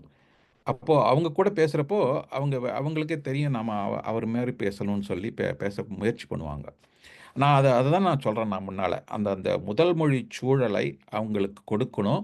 ஒரு கட்டத்தில் நாம் வந்து அதை புகுத்தணும், அவங்களுக்கு அந்த திறனை அவங்களுக்கு புகுத்தணும். அது மாதிரியான ஒரு எண்ணத்தில் தான் நம்ம செய்யணும். இப்போ மற்ற பேச்செல்லாம் நம்ம கொடுக்குறோம். நிறைய பேர் தமிழ்நாட்டிலேருந்து வந்து பேசுகிறாங்க. அவங்க வந்து புகுத்த மாட்டாங்க, அவங்க வெளிப்படுத்துகிறாங்க இல்லையா? நீங்களும் நானும் நம்மளுடைய எண்ணங்களை வெளிப்படுத்துகிறோம். நாம் கரெக்ட். பேசுகிறதே அவங்களுக்கு புகுத்தணும். அந்த மாதிரி ஒரு எண்ணத்தை நினச்சி பாருங்க. அது மாதிரி இருந்ததுன்னா அவங்களுக்கு அது பயனுள்ளதாக இருக்கும். அது ரொம்ப இல்ல அழகா சொல்லி இல்ல, நீங்க சொல்றதோட தாத்பரியம் ரொம்ப அழகா வெளிப்படுது. அது அது வந்து என்னை பொறுத்த வரைக்கும் இந்த பெற்றோர்கள் வந்து மிகப்பெரிய பங்காற்றணுங்கிறது தான் இதுல நான் நினைக்கிறேன். ஆமா, வீட்டுல பெற்றோர்கள் நீங்க மட்டும் சொன்னீங்க இல்ல. இல்லையா? உங்களை போல பிரபு போல, ஃபெட்னா நிறுவனம் போல, ஆத்தாக்கா தமிழ் நிறுவனம் போல இவங்க எல்லாருமே வேறு மாதிரியா சிந்திச்சு அதை செயல்படணும். அதை ரொம்ப அழகா சொல்லி ஆமா, அதை வந்து நம்ம முறையான அந்த இந்த முறைவழி கல்வின்னு ஒரு நம்ம அதிலிருந்து வெளிப்பட்டு வேறு மாதிரி சூழல அதை நம்ம சிந்திக்கணும். அது ஆம், இதை வந்து தொடர்ந்து இதை நல்ல ஒரு முன்னெடுப்பு வாசு ஐயா. ம்ஹும். இதை தொடர்ந்து பெரிய அளவுக்கு கொண்டு போகணும்னு நான் நினைக்கிறேன். நிச்சயமா இந்த இந்த என்னுடைய இந்த இந்த அமைப்புக்கு என்னுடைய வாழ்த்துக்களை சொல்றேன். நீங்க சென்னை வரும்போது சந்திப்போம். மிக்க நன்றி. நிச்சயமா சந்திப்போம். நன்றிங்க சுரேஷ் ஐயா, மிக்க நன்றிங்க. அடுத்தது சோம இளங்கோவன் ஐயா இருக்காரு. ஐயா ஐயா வணக்கம், வாழ்த்துக்கள், மகிழ்ச்சி. நிகழ்ச்சி சிறப்பாக இருந்தது, நன்றி. நன்றிங்க, வாங்க. ஒரு முயற்சி, அது முடியுமா எப்படின்னு பாருங்க. அதாவது இங்க அமெரிக்காவில் தமிழ் பயிலும் உங்க பழைய மாணவர்கள் ஐயா மியூட்டுக்கு போயிட்டீங்க. இப்ப கேக்குதா? கேக்குது. மகிழ்ச்சி. இப்போ இங்க அமெரிக்காவில் தமிழ் பயின்ற உங்க பழைய மாணவர்கள், மற்ற பல்கலைக்கழக பழைய மாணவர்கள், இவங்கெல்லாம் வந்து சங்க இலக்கியத்தை பத்தி ஒரு சொற்பொழி அவங்க தான் பேசணும், நம்ம பேசக்கூடாது. அவங்க பேசுறத நம்மலாம் கேட்கலாம். அவங்கள வந்து ஒரு பாட்டை சொல்லி, அந்த பாட்டை பற்றி அவர் ஏ.கே. ராமானுஜன் சொன்ன மாதிரி அந்த பாட்டுகளை தேர்ந்தெடுத்து அவங்களே பேச சொல்லி அதை வந்து ஒரு ஃபோரம் மாதிரி வச்சு நீங்கள் செஞ்சீங்கன்னா அது அவங்களுக்கு தொடர்ச்சி இருக்கும், நம்மளும் அதை பார்த்து மகிழ்ச்சியாக இருக்கலாம். அந்த மாதிரி ஒரு பாடல் நீங்கள் தேர்ந்தெடுத்து அவங்கள யாராவது ஒருத்தரை பேச சொல்லி மற்றவங்கள இணைச்சு ஒரு ஃபோரம் அமைக்க முடியுமா? புத்தக குழு வச்சுருக்கோம். அந்த மாதிரி அமெரிக்கா பழைய தமிழ் மாணவர்கள் ஏதாவது ஒரு குழு ஆரம்பித்து அந்த மாதிரி செய்ய முடியுமா? நானும் முயற்சி பண்ணினேன். நான் நிறைய மாணவர்கிட்ட நான் அடிக்கடி சொல்கிறேன். நீங்கள் ஒரு குழு அமைங்கன்னு சொல்லி இது வரைக்கும் இல்லை. அதாவது ஃபெட்னா நிறுவனம் ஒன்று வச்சுருக்காங்க, இளைஞர் குழுன்னு ஒன்று வச்சுருக்காங்க. அது வந்து அந்த ஃபெட்னா மாநாடு அப்போ தான் நடக்குது. அதுக்கு வெளியில் அது மாதிரி குழு தொடர்ந்து செயல்படலை. ஆனால் அவங்க அந்த குழுவில் உள்ள ஒரு மாணவர்களுடைய பெயர்கள், மின்னஞ்சல்லாம் வச்சுருக்காங்க. அவங்கக்கிட்ட நம்ம கேட்டு அதை இது மாதிரியாக நீங்கள் சொல்கிற ஒரு முறையை செயல்படுத்த முடியுமான்னு நாம் முயற்சி பண்ணணும். பிரபு அதை பற்றி நினச்சி பாருங்கள். நம்ம அவங்க ஃபெட்னா நிறுவனத்துக்கிட்ட அந்த இளைஞர் குழுக்களுடைய மின்னஞ்சல்கள், பெயர்கள் அதை வாங்கி ஐயா சொல்கிற மாதிரி ஒரு தொடர்ந்து அந்த ஒரு நிகழ்ச்சிகள் நடத்த முடியுமா நம்மளால்? அவங்க சொல்கிற மாதிரி இலக்கியம் மட்டும் தேவையில்லை, அவங்க தமிழ் மொழியை பற்றி அவங்களுடைய கருத்துகள் கேட்கலாம். அவங்க பேச சொல்லி நாம் கேட்கலாம் இல்லையா? அவங்களே உரையாடட்டும். அவங்க உரையாடுறப்போ நிறைய சொல்கிறாங்க. இது வந்து எனக்கு புரியல, எங்கள் அப்பா வந்து எங்கள் அம்மா என் தலைமையில போடுன்னு சொல்கிறாங்க, அது என்னன்னு எனக்கு புரியல அப்படிங்கிறாங்க. கோபத்தில் நம்ம சொல்கிறது பாருங்களேன். அதை வந்து என்னுடைய வகுப்பில் சொல்கிறா ஒரு மாணவி, உங்கள் வீட்டில் நீங்கள் கேட்ட தமிழ்லாம் என்கிட்ட சொல்லுங்கள் அப்படின்னு சொன்னால் அவள் சொல்கிறா, தலைமையில போடு. இது இன்னும் என்னென்னமோ சொல்கிறாங்க. அதெல்லாம் அவங்க வந்து அவங்க வீட்டில் கேட்டது. இதையெல்லாம் பற்றி அவங்க உரையாடி என்ன பண்ணலாம், அவங்களுடைய பேச்சு தமிழ், அந்த புரிதல் திறன் இதெல்லாம் வளர்த்துக்கிறதுக்கு அவங்களே செய்யலாம். அதை நிறைய வழிகள் இருக்கு ஐயா. நிச்சயமா உங்களுடைய எண்ணம் கைகூடும் என்று எண்ணுவோம் நாம் எல்லோரும். முக்கியமா பல்கலைக்கழக முன்னாள் தமிழ் மாணவர்கள் அவங்க தான் முக்கியமா வரணும். ஆமா. அப்ப எப்படி பிரபு ஏதாவது செய்ய முடியுமான்னு பார்ப்போம். நல்ல ஆலோசனை கொடுத்துருக்கீங்க. நிச்சயமா நம்ம நன்றி. அனைவருக்கும் நன்றி, வாழ்த்துக்கள் வாசு. நன்றிங்க. நன்றிங்க. அடுத்து சித்திரை செந்தாழையம்மா. வணக்கங்க ஐயா, வணக்கம். ஐயா அவர்களுடைய சொற்பொழிவு மிகவும் சிறப்பானது, அது பயனுள்ளது. அவர் சொன்ன முதல் கருத்து என்னவென்றால், முதல் மொழிக்கு முதலிடம் கொடுக்க வேண்டும் என்று சொன்னார். அது உண்மையானது, மிக மிக உண்மையானது. அதுதான் முதல் தீர்ப்பு. சொல்ல போனால் அதுதான் முதல் தீர்வு. பெற்றோர்கள் வீட்டு மொழி, இங்க ஃபர்ஸ்ட் லாங்குவேஜ்னு சொல்லுவாங்க, ஹோம் லாங்குவேஜ்னு சொல்லுவாங்க. அந்த ஸ்பானிஷ் படிக்கிறவங்க, அந்த இனத்தை சேர்ந்தவர்கள் முதல் மொழி, வீட்டுக்கு போன உடனே அவங்க முதல் மொழியை தான் பேசுறாங்க. வெளியில வந்து நான் வந்து ஆசிரியை, உயர்நிலை பள்ளியிலயும் ஆசிரியரையா இருந்திருக்கேன், இது கணித பேராசிரியை கல்லூரியிலையும். அந்த முதல் மொழி, இரண்டாவது மொழி என்று இங்கு இருக்கிறது. அது வந்து அவங்க இந்த பைலிங்குவல், இருமொழி முத்திரை என்று பேசிக் கொண்டிருந்தீர்கள். அவர்கள் வந்து வீட்டுக்கு போன உடனே ஸ்பானிஷ்ல தான் பேசுவாங்க. வெளியில வரும்பொழுது ஆங்கிலத்துல பேசுவாங்க. அது போல நம்ம தமிழுக்கு முதலிடம் கொடுத்து பெற்றோர்கள் கண்டிப்பாக வீட்டு மொழி என்று ஒன்று இருந்தால் அந்த உரையாடல் மொழியில் தான் முதலில் அவர்கள் பற்றி கொள்ள முடியும். அதை எடுத்துக்கொண்டார்கள் என்றால் தீர்வு, முக்கியமான நிறைய தீர்வு காண முடியும் அதில். ஏனென்றால் என்னுடைய பட்டறிவிலேயே நான் சொல்கிறேன், நான் வந்து 3வது மொழி படிக்க வேண்டிய ஒரு தேவை ஏற்பட்டது. நான் சப்பானில் வாழ்ந்தேன். அங்கு வாழும் பொழுது 3வது மொழியாக சப்பானிய மொழி கண்டிப்பாக படித்தே ஆக வேண்டும். ஏனென்றால் சப்பானிய மொழி தெரியவில்லை என்றால் உரையாடவே முடியாது அடுத்த வீட்டுக்காரர்களுக்கு கூட. இப்பொழுது முடியும், ஆங்கிலம் நிறைய வந்து விட்டது அங்கே. அப்பொழுது ஆங்கிலம் யாருக்குமே தெரியாது, எங்கேயோ ஒருவருக்கு தான் தெரியும் ஆங்கிலம். இது வந்து நான் சொல்ல போவது 1988, 89. அப்பொழுது நான் 3வது மொழியை கற்றுக்கொண்டு அதில் கண்டிப்பாக படித்து மற்றவர்களிடம் பேச வேண்டும், கடைக்கு சென்றால் பேச வேண்டும் என்ற காரணத்தினால் நான் 3வது மொழியை படிக்கும் பொழுது உடனே என் மொழியில் என்ன, என் பண்பாட்டில் என்ன என்று அவர்கள் கேட்கிறார்கள். உங்க மொழியில என்ன சொல்வீங்க இதுக்கு அப்படின்னு சொல்லி கேட்பாங்க. அப்ப நான் என்ன செய்தேன் என்றால் 3வது மொழி படிக்கும் பொழுது நம் தமிழ் மொழியை இணைத்து நம் மொழியில் இந்த இலக்கணம் இருக்கிறது, அந்த இலக்கணம் இருக்கிறது என்று 3வது மொழி படிக்கும் பொழுது நம் மொழியை படிக்க வேண்டும், நம் மொழியை இன்னும் தெரிந்து கொள்ள வேண்டும் என்ற ஆர்வம் வந்தது. இந்த உரையாடலில் ஒருவர் சொன்னார், நான் 3வது மொழி படிக்க விரும்புகிறார், 2வது மொழி தமிழை விட்டு இலத்தீனம் அல்லது மற்ற மொழிகளை படிக்க விரும்புகிறார்கள் சில பேர் என்று சொன்னார்கள். அப்படி படித்தாலும் அவர்களுக்கு நம் தமிழில் என்ன இருக்கிறது என்ற ஆர்வம் அவர்களுக்கு இயற்கையாகவே உண்டாகும் என்பதால் அதில் ஒன்றும் பிழை இல்லை என்று நினைக்கிறேன். அடுத்தது, என்னுடைய பட்டறிவியல் என்னுடைய குழந்தைகள் இங்கு பிறந்து வளர்ந்தவர்கள் தான். இந்த தலைப்பை அயலகத்தில் பிறந்தோருக்கு அன்னை தமிழ் கல்வி சிக்கல்களும் தீர்வுகளும் இல்லையா? நான் வீட்டில் தமிழில் தான் பேசுவேன். தமிழில் கண்டிப்பாக பேசினால் அது நிறைவேறும், அந்த தீர்வு காண முடியும் என்பதில் 100 விழுக்காடு அல்ல 200 விழுக்காடு நான் அதை உறுதியாக சொல்ல முடியும். ஏனென்றால் என் பிள்ளைகள் இப்பொழுது கூட என் மகன் அழைத்தால் என்னப்பா என்று கேட்பேன், சும்மாதாம்மா கூப்பிட்டேன், சும்மாதான். அதுதான் நான் சொல்றேன், முதல் மொழி சூழல். இது நீங்கள் சொன்னது எனக்கு மிகவும் பிடித்தது. என்னவென்றால் நிறைய நம்ம தமிழ் புத்தகத்தில் நாமே படிக்கவில்லை. நாம் உரையாடல் மொழியில் படித்த அத்தனை எடுத்துக்காட்டுகளும் புத்தகத்தில் கிடையவே கிடையாது. அடுத்தது என்னங்கய்யா, நேரமாகுதா? ஆமா, அதுதான் அந்த முதல் மொழி, அதுதான் நான் புகுத்துறதுன்னு சொல்றது. நீங்க சொன்னீங்களா, என்னப்பா எப்படி இருக்குன்னா சும்மாதான் கூப்பிட்டேன் சொல்றாங்க பாருங்க, அதுதான் புகுத்துறது. இயல்பான மொழி.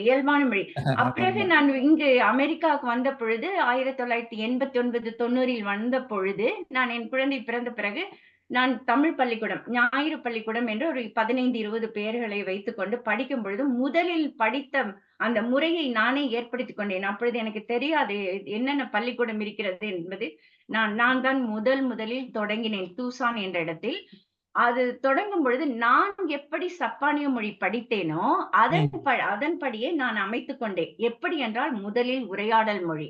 உரையாடலில் நான் வந்து தொலைபேசியில் பேசுவது போல் பதிவு பண்ணி அப்பொழுது அந்த ஆடியோ கேசட் என்று ஒன்று இருக்கும் இல்லையா, அதை வைத்துக்கொண்டு படித்து அதை கான்வர்சேஷனல் தமிழ் என்று ஒரு வகுப்பை ஏற்படுத்தி பிள்ளைகள் அதை கேட்பார்கள். முதலில் கேட்டுக்கொண்டு மாம்பழம் என்னம்மா எத்தனை மேல அப்படி அந்த மாதிரியான ஒரு உரையாடல்களை எடுத்து அந்த பிள்ளைகள் அதை கேட்டு கேட்டு கேட்டு அவர்கள் பயிற்சி கொடுப்பேன். ஓகே நடந்த நீதான் மாம்பழம் விற்பவள், நீதான் வாங்குபவள் அப்படி என்று அவர்களே இதே போலவே பேசத் தொடங்கினார்கள். அப்பொழுது இது போன்று என் பிள்ளையும் அதில் மாணவியா இருந்தவள். குழந்தை பருவம் 2 அகவை 3 அகவை உள்ள என் குழந்தைகளே அதில் மாணவிகளாக இருந்தார்கள். என்ன என்று சொல்கின்றேன் என்றால், இப்பொழுது அவர்கள் வீட்டிலும் நன்றாக தமிழ் பேசுவார்கள். ஆங்கிலமும் நன்றாக இருக்கும், தமிழும் நன்றாக இருக்கும். இது என்ன முடிவில் கொண்டு போனது என்றால், இப்பொழுது இன்னொரு கேள்விக்கு விடையையும் நான் சொல்ல முடியும். தமிழ் படித்தால் என்ன பணி கிடைக்கும் என்று ஒரு கேள்வி வந்தது.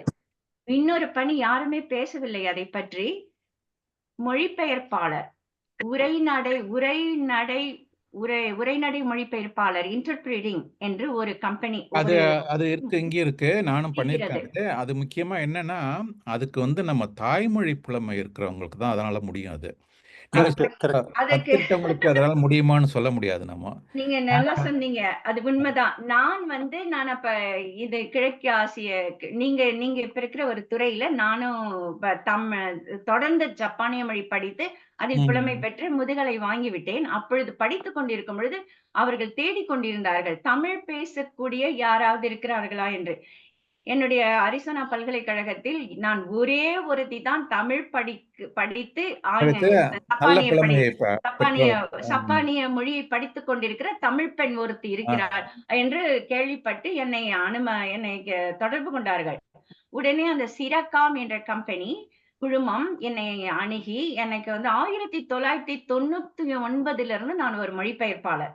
வீட்டுல எந்த நேரத்துலயும் அந்த தொலைபேசி நீங்களும் நானும் அதை செய்ய முடியும்.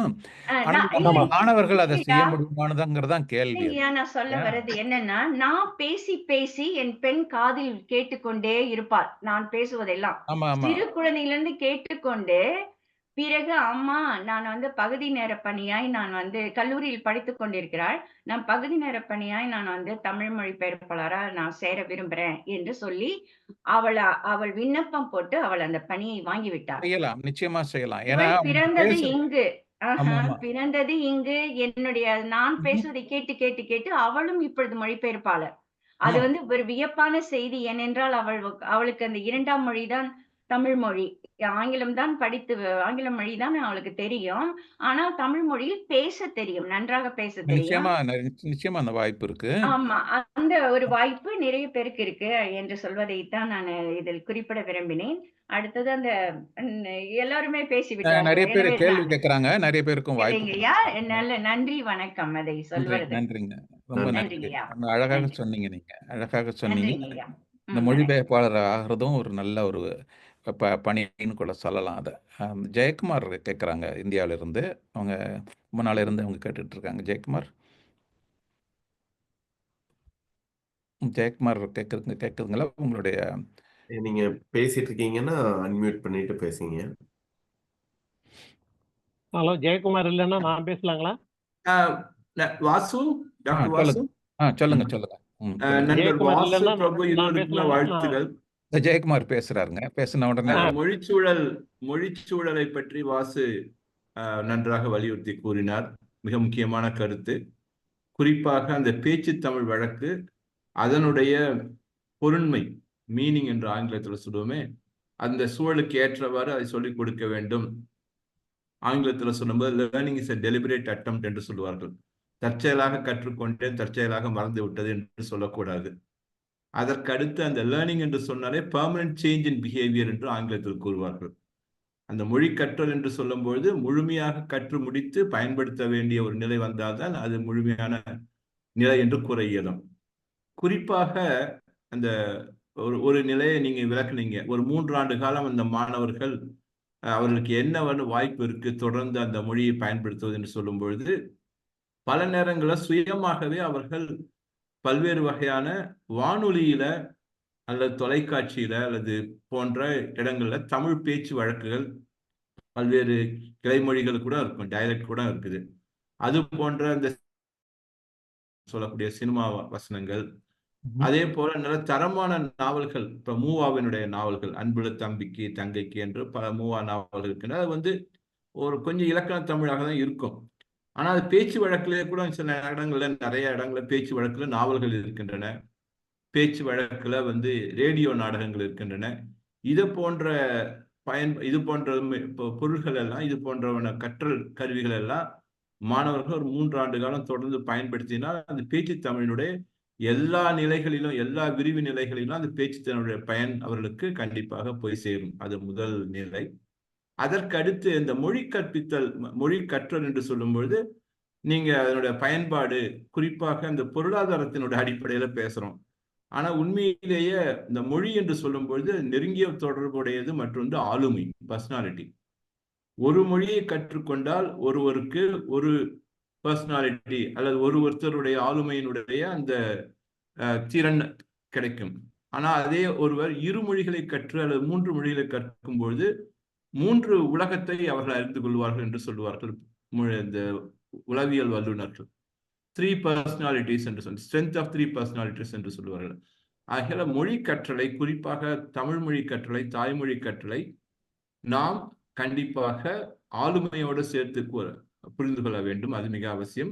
எல்லாவற்றையுமே பொருளாதார அடிப்படையில் பார்ப்பது என்பது ஏற்புடையதாக இருக்காது. நன்றி, வணக்கம். நல்ல கருத்துங்க, நல்ல கருத்துக்கு சொல்லுங்க. இந்த ஆளுமையை வளர்த்து கொள்கிறது, அதை பற்றி நான் நினச்சி பார்த்தது இல்லை. அதை 3 உலகத்தை நாம் புரிஞ்சுக்கிறோம்னு சொல்கிறாங்க பாருங்க அவங்க. அது எவ்வளோ அழகான கருத்து அது. நாம் எனக்கே அது புரியல. எனக்கே இப்போ ரெண்டு உலகம் 3 உலகம் எனக்கு இந்தியும் தெரியும், கொஞ்சம் இந்திய உலகத்தையும் பற்றி எனக்கு கொஞ்சம் தெரியும். அப்படின்னா அது மாதிரி நினச்சி பார்க்கலாம் நீங்கள், இல்லையா? 3 மொழி கற்றுக்கிறோம், 3 உலகத்தை நம்ம கற்றுக்கிறோம், இல்லையா? ஆமாம், கரெக்ட்.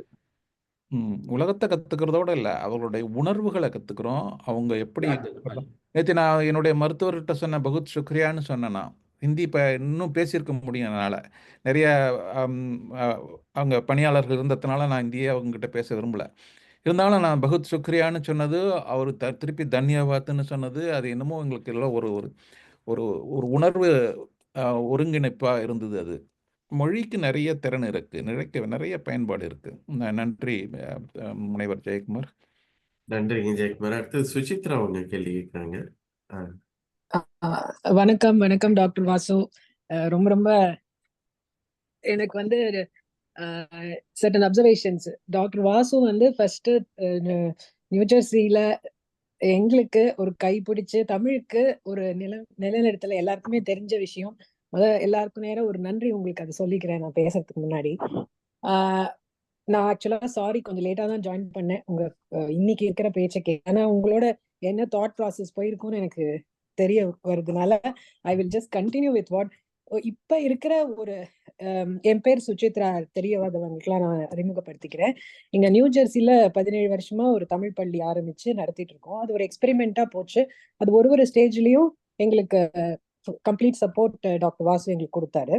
ஸோ நான் புரிஞ்சுட்ட விஷயம், தமிழ்ல பல ஸ்டேஜஸ் கிராஸ் பண்ணி வந்துட்டோம். தமிழ் பள்ளி அப்படிங்கிற ஒரு அனுபவத்துல சொல்றேன். கண்டிப்பா இங்க நிறைய பேர் சொன்ன மாதிரி வீடு தான் அதுக்கு முதல் ஸ்ப்ரிங். அங்கேருந்துதான் அந்த தமிழ் வளர்றதோ, அது தழைச்சு வளர்றதோ, செழிக்கிறதோ, அது அங்கதான் நடக்கிறது. ஆனா இப்ப இந்த பயோலிட்ரசி சீலும் போது நிறைய ப்ராசஸிங்ல அடுத்தடுத்த கட்டமா நம்ம சரி வந்துட்டு இருந்தோம். இன்னைக்கு இத நெக்ஸ்ட் லெவல் கொண்டு போனோம்னா, நம்மளோட பப்ளிக் ஸ்கூல்ஸ்ல தமிழையே அவங்க ஒரு மைக்ரோ கோர்ஸாவோ இல்ல ஒரு சம் சார்ட் ஆஃப்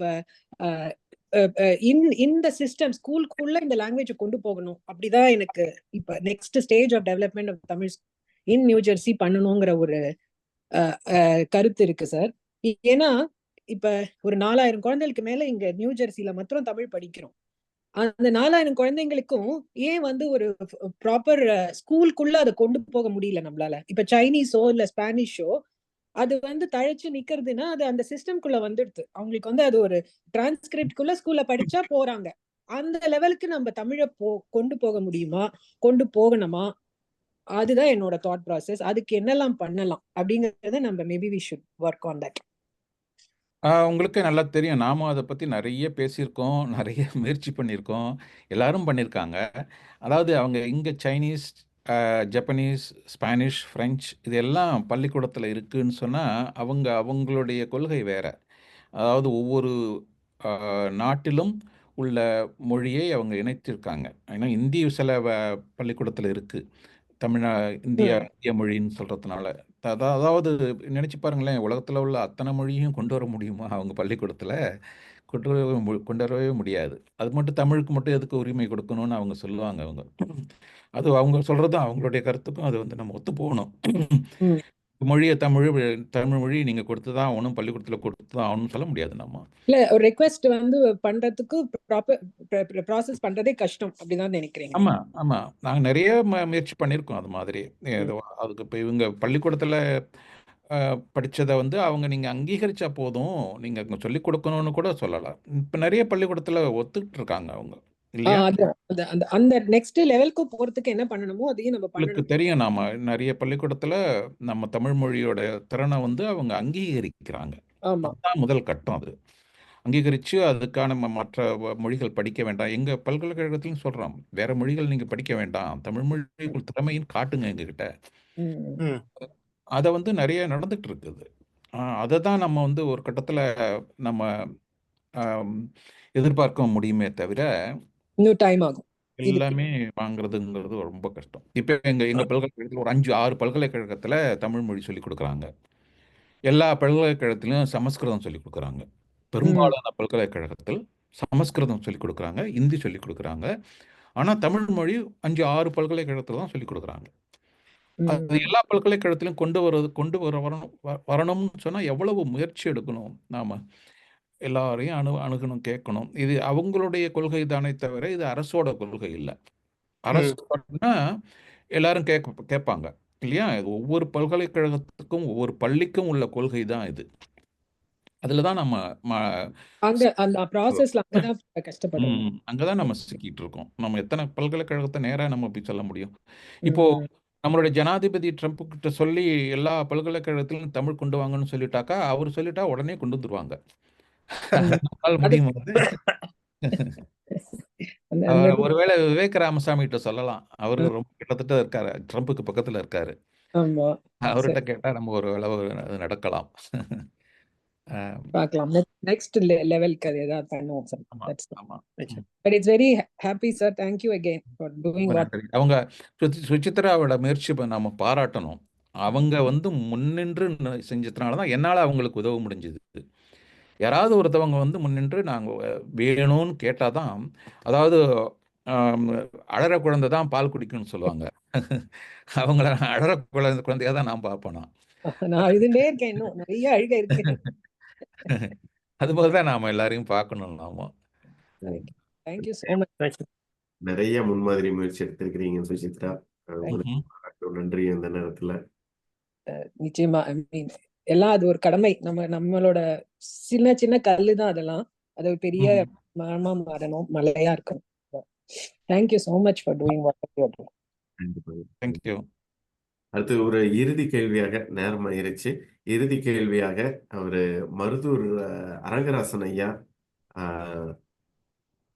உங்களுக்கு ஏதாவது கேள்வி இருந்தா கேளுங்க. எங்க இருக்காங்க? இருக்கீங்களா? வந்தாரு முன்னாடி கேள்வி கேட்க. முன்னாடியே கேட்டேன், கேட்குறாங்களே. இருக்கீங்களா? பரவாயில்லைங்க. இல்லை அப்படின்னா வேற யாருக்கும் கேள்விகள் இல்லை என்றால் நம்ம நேரம் ஆயிடுச்சுங்க. நம்ம திட்டமிட்ட நேரத்தை விட அதிகமாயிருச்சு. நம்ம முடிச்சுக்கலாம் அப்படின்னு நினைக்கிறேன். ஒரு வேண்டுகோள் கொடுக்கலாமா? நீங்க தனியா அமெரிக்கா மாத்திரம் போக்கஸ் பண்றீங்க. ஒவ்வொரு நாட்டிலையும், ஐரோப்பா கண்டத்துல ஒவ்வொரு நாட்டிலையும் தமிழ் படிப்பிற்கு எத்தனையோ ஆர்வலர்கள், தன்னார்வம் கொண்டவர்கள் நடத்துகிறார்கள். அவர்கள் கூட இப்படி ஒரு நேர்காணல் வைத்திருக்கின்ற அவர்களுடைய சிக்கல்களை சொல்லுவாங்க. லண்டனை பற்றி சொல்வதா இருந்தா முழுக்க நான் சொல்ல முடியும். அப்படி ஒவ்வொரு நாட்டுக்கு நீங்க பண்ணினீங்கன்னா உதவியா இருக்கு. இப்ப ஆஸ்திரேலியாவில் ரொம்ப அழகா பண்ணியிருக்காங்க. அங்கே அங்கீகாரம் பெற்றிருக்கிறது. இங்கிலாந்துல தமிழ் அங்கீகாரம் பெறவில்லை. அவங்களுக்கு கண்டு ஒரு பாடத்திட்டம் பண்ணி சிறப்பாக செய்யறாங்க. ஆஸ்திரேலியா சிட்னியில, மெல்போர்ன்ல இல்லை என்ன சிட்னியில பண்றாங்க. அப்படி ஒவ்வொரு ஊர்ல கண்டங்களுக்கு போய் ஒவ்வொரு நாட்டுக்குள்ள போய் இருக்கிற தமிழ் சங்கங்களோடு நீங்க தொடர்பு கொண்டு இப்போ வாசையா சொன்ன மாதிரி அவரோட எண்ணங்களை பரிமாறுவதன் மூலம் பல கருத்துக்களை பரிமாறலாம்ன்றது எனது பார்வை. நான் 40 வருஷமா இது பண்ணிட்டு இருக்கேன். 84ஆம் ஆண்டு மதர் டங் டீச்சிங் ஆரம்பிச்சு கடைசியாக இப்போ வந்து கம்யூனிட்டி லாங்குவேஜஸ் கொண்டு வந்து முடிச்சிருக்கிறாங்க. இப்போ அந்த இடத்துல வச்சிருக்கிறோம் லண்டன்ல. அது முக்கிய அவசியம் என்னன்னா ஒரு தரம் சேர்ந்து பணிபுரிந்த வாய்ப்பு இருக்கும். ஆனா இங்கிலாந்து பாஸ் சொன்ன மாதிரி இங்கிலாந்து அகாடமிக்கை பார்க்கும் பொழுது ஒரு யூனிவர்சிட்டிக்கு ஒரு கோர்ஸுக்கு இன்கம் கொடுக்காவிட்டால், வருமானம் தராவிட்டால் தே ஆர் நாட் இன்ட்ரெஸ்டட். அதான் அடிப்படை. எங்களுக்கு தமிழ் படிப்புக்குன்னு ஆர்வம். ஒரு அம்மா சொன்னாங்க மெயின் ஸ்ட்ரீம் ஸ்கூல்ல தமிழை கொண்டு வரணும். அது முடியாத காரணம்னா நம்பர் ஆஃப் பீப்புள் குறைவு. இப்போ ஒரு ஒரு மெயின் ஸ்ட்ரீம் ஸ்கூல்ல ஒரு கிராமத்தில் போய் பார்த்தீங்கன்னா 6 பிள்ளை இருக்கும், இன்னொரு பள்ளியில் பார்த்தா 10 பிள்ளை இருக்கும். அவன் தமிழ் படிப்புறது ஆர்வப்பட மாட்டான், கொண்டு வர முடியாது. அது முடியாத காரியம். ஆனா வாசு சொன்ன மாதிரி அந்த அம்மா சொன்ன மாதிரி ஒரு ரெக்கக்னைசேஷன் கொண்டு வரலாம். அதுக்குத்தான் நாங்க லண்டன்ல இப்போ முயற்சி பண்றோம். சுவாஸ் பல்கலைக்கழகத்தின் மூலம் அந்த பரீட்சை தமிழ் பள்ளிக்கூடங்கள் பரீட்சை நடத்துகிறார்கள். அந்த பரீட்சைகளை ஒரு அங்கீகாரம் பெற்றதாக பண்ணி ஒரு கிரெடிட்டேஷனை கொடுக்கலாம். அந்த கிரெடிட்டேஷன் வந்து அவர்களுக்கு யூனிவர்சிட்டி போகிறதுக்கு உதவியா இருக்கும் என்ற திட்டத்தில் இருக்கும். இப்போ எடெக்ஸல் கேம்பிரிட்ஜ் 2 பேரும் கிரெடிட்டேஷன் கொடுக்குறாங்க. தட் இஸ் நாட் லாங்குவேஜ், ஒரு எக்ஸ்ட்ரா கரிக்குலர் ஆக்டிவிட்டிஸ் கொடுக்கலாம். காரணம் அவங்க பரீட்சை வைக்கிறது reading and writing, listening and speaking இல்லை. அதனால அந்த மெயின் ஸ்ட்ரீம் லாங்குவேஜ் டீச்சிங் மெத்தடுக்குள்ள அது அவங்களுடைய பாடத்திட்டத்துக்கு அடங்காது. நாங்கள் கிரெடிட்டேஷனை தாங்கன்னு சொல்லி கேட்க முடியாது. சரியா? அதை விட சைனீஸ் அரசாங்கம் நிறைய பணம் கொட்டுறாங்க அங்கே சைனீஸ் கற்றுக் கொடுக்கறதுக்கு. அதனால சைனீஸ் மொழிக்கு அவங்களுக்கு ஒரு சிக்கலும் இல்லை. 200 பள்ளிக்கூடம் 400 பள்ளிக்கூடங்கள் இருக்குதுங்க சைனீஸ் ஸ்கூல் இங்கிலாந்துல மாத்திரம். அதுக்கு மத்திய அவங்களுடைய அரசாங்கம் சைனீஸ் அரசாங்கம் நிறைய பணம் கொட்டுறாங்க. எங்களுக்கு யார் கொடுக்குறாங்க? ஒரு அங்கீகாரம் பெற்ற மொழியா கொண்டு வேண்டும்னா என்னுடைய பார்வை. இப்படி வெளிநாட்டுகளில் தமிழை கொண்டு வர்றதுக்கு 2ஆம் மொழியா நிறைய முயற்சிகள் நடந்துட்டு இருக்கு. ஆமாமா நிறைய பண்றாங்கய்யா. இப்படி உங்களோட அமைப்பால தான் முன்ன மாதிரி இல்ல, இப்போ நிறைய மாற்றங்கள் நடந்துட்டு தான் இருக்கு. அங்க எஜுகேஷன் வழியில தினமும் மாற்றங்கள் போய் கொண்டிருக்கு. பிறகு ஒரு நான் முன்னே கேட்ட வேண்டுகோளை வைக்கணும். இப்படி நிகழ்ச்சிகளை ஒவ்வொரு கண்டத்திலையும் ஆட்கள் தேடி பிடிச்சு பண்ணீங்களாண்டா மக்கள் செய்யலாம். நீங்களே கூட அதை செய்யலாம். இங்கிலாந்துலயே கண்டிப்பா நிறைய பண்ணிருக்கீங்க. அது இப்ப இணைய வழின்னு சொல்றதுனால அது உலக வழியா போயிடுது. அது உங்களுக்கே தெரியும்.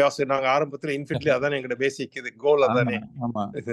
கற்றல் கற்பித்தல் அது இருந்தா இப்போ நாங்கள் ஏஐக்கு வந்துவிட்டோம். இந்த ஆண்டு ஏஐ பற்றி பேசுறோம். மிக்க நன்றி. நானும் வாசு 97ஆம் ஆண்டுல இருந்து தொடர்ந்து பிரயாணித்துக் கொண்டிருக்கிறோம். பல மேடைகளை சந்திச்சிருக்கிறோம், சிக்கல் பட்டிருக்கிறோம். நன்றி. உங்களை பார்த்ததுல ரொம்ப சந்தோஷம் வாசு. நன்றிங்க. நாளைக்கு உங்களோட ஜெயக்குமாரை போய் பார்க்க போறேன் அங்க நாளை மறுநாள். நன்றி. இது நல்ல ஒரு யோசனை சொல்லியிருக்கீங்க.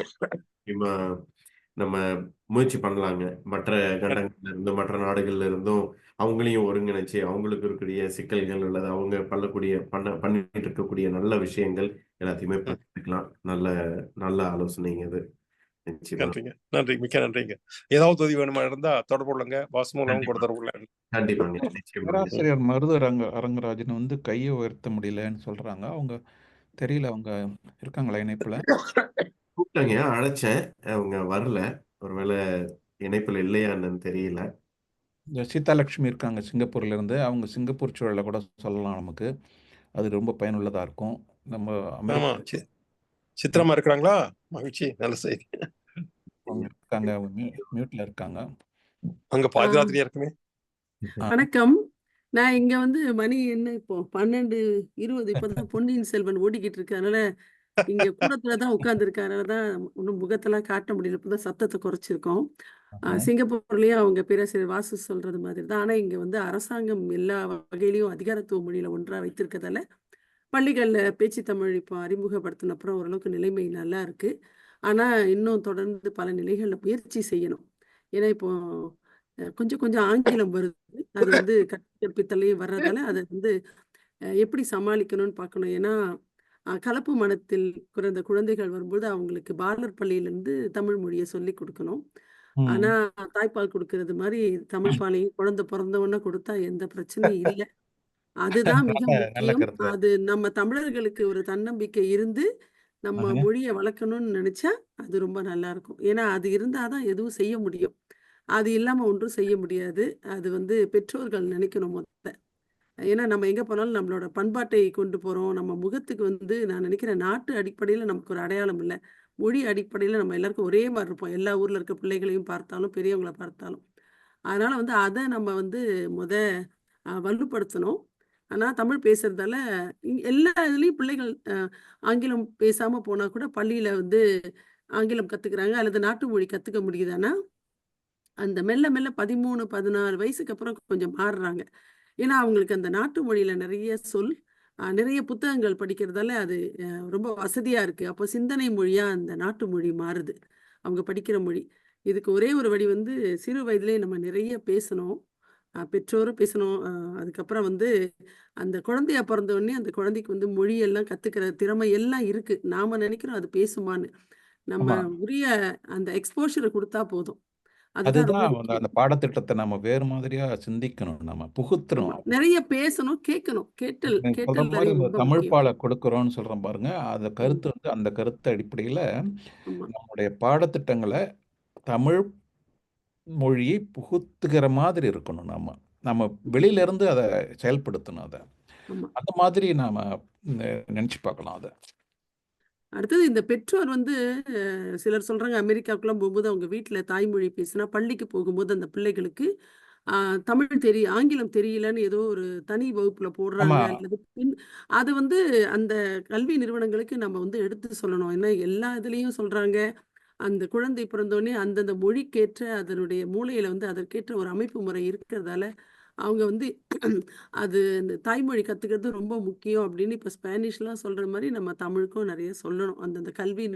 அந்தந்த கல்வி அமைப்புகள் அந்தந்த நாட்டுல அது அந்த சொல்லும்போது ரொம்ப அமைப்புகள்னு சொல்றதை விட அவங்க என்ன என்ன பிரச்சனைன்னு சொன்னா, ஒரு மாணவி தமிழ் மொழி முதல் மொழியாக கத்துக்கிட்டு வரும்போது ஆங்கிலத்தை 2வது மொழியாக கற்கிற சூழல் வந்துடுது அவங்களுக்கு. ம். இப்போ அவங்களுக்கு குறைஞ்சி போயிடுது.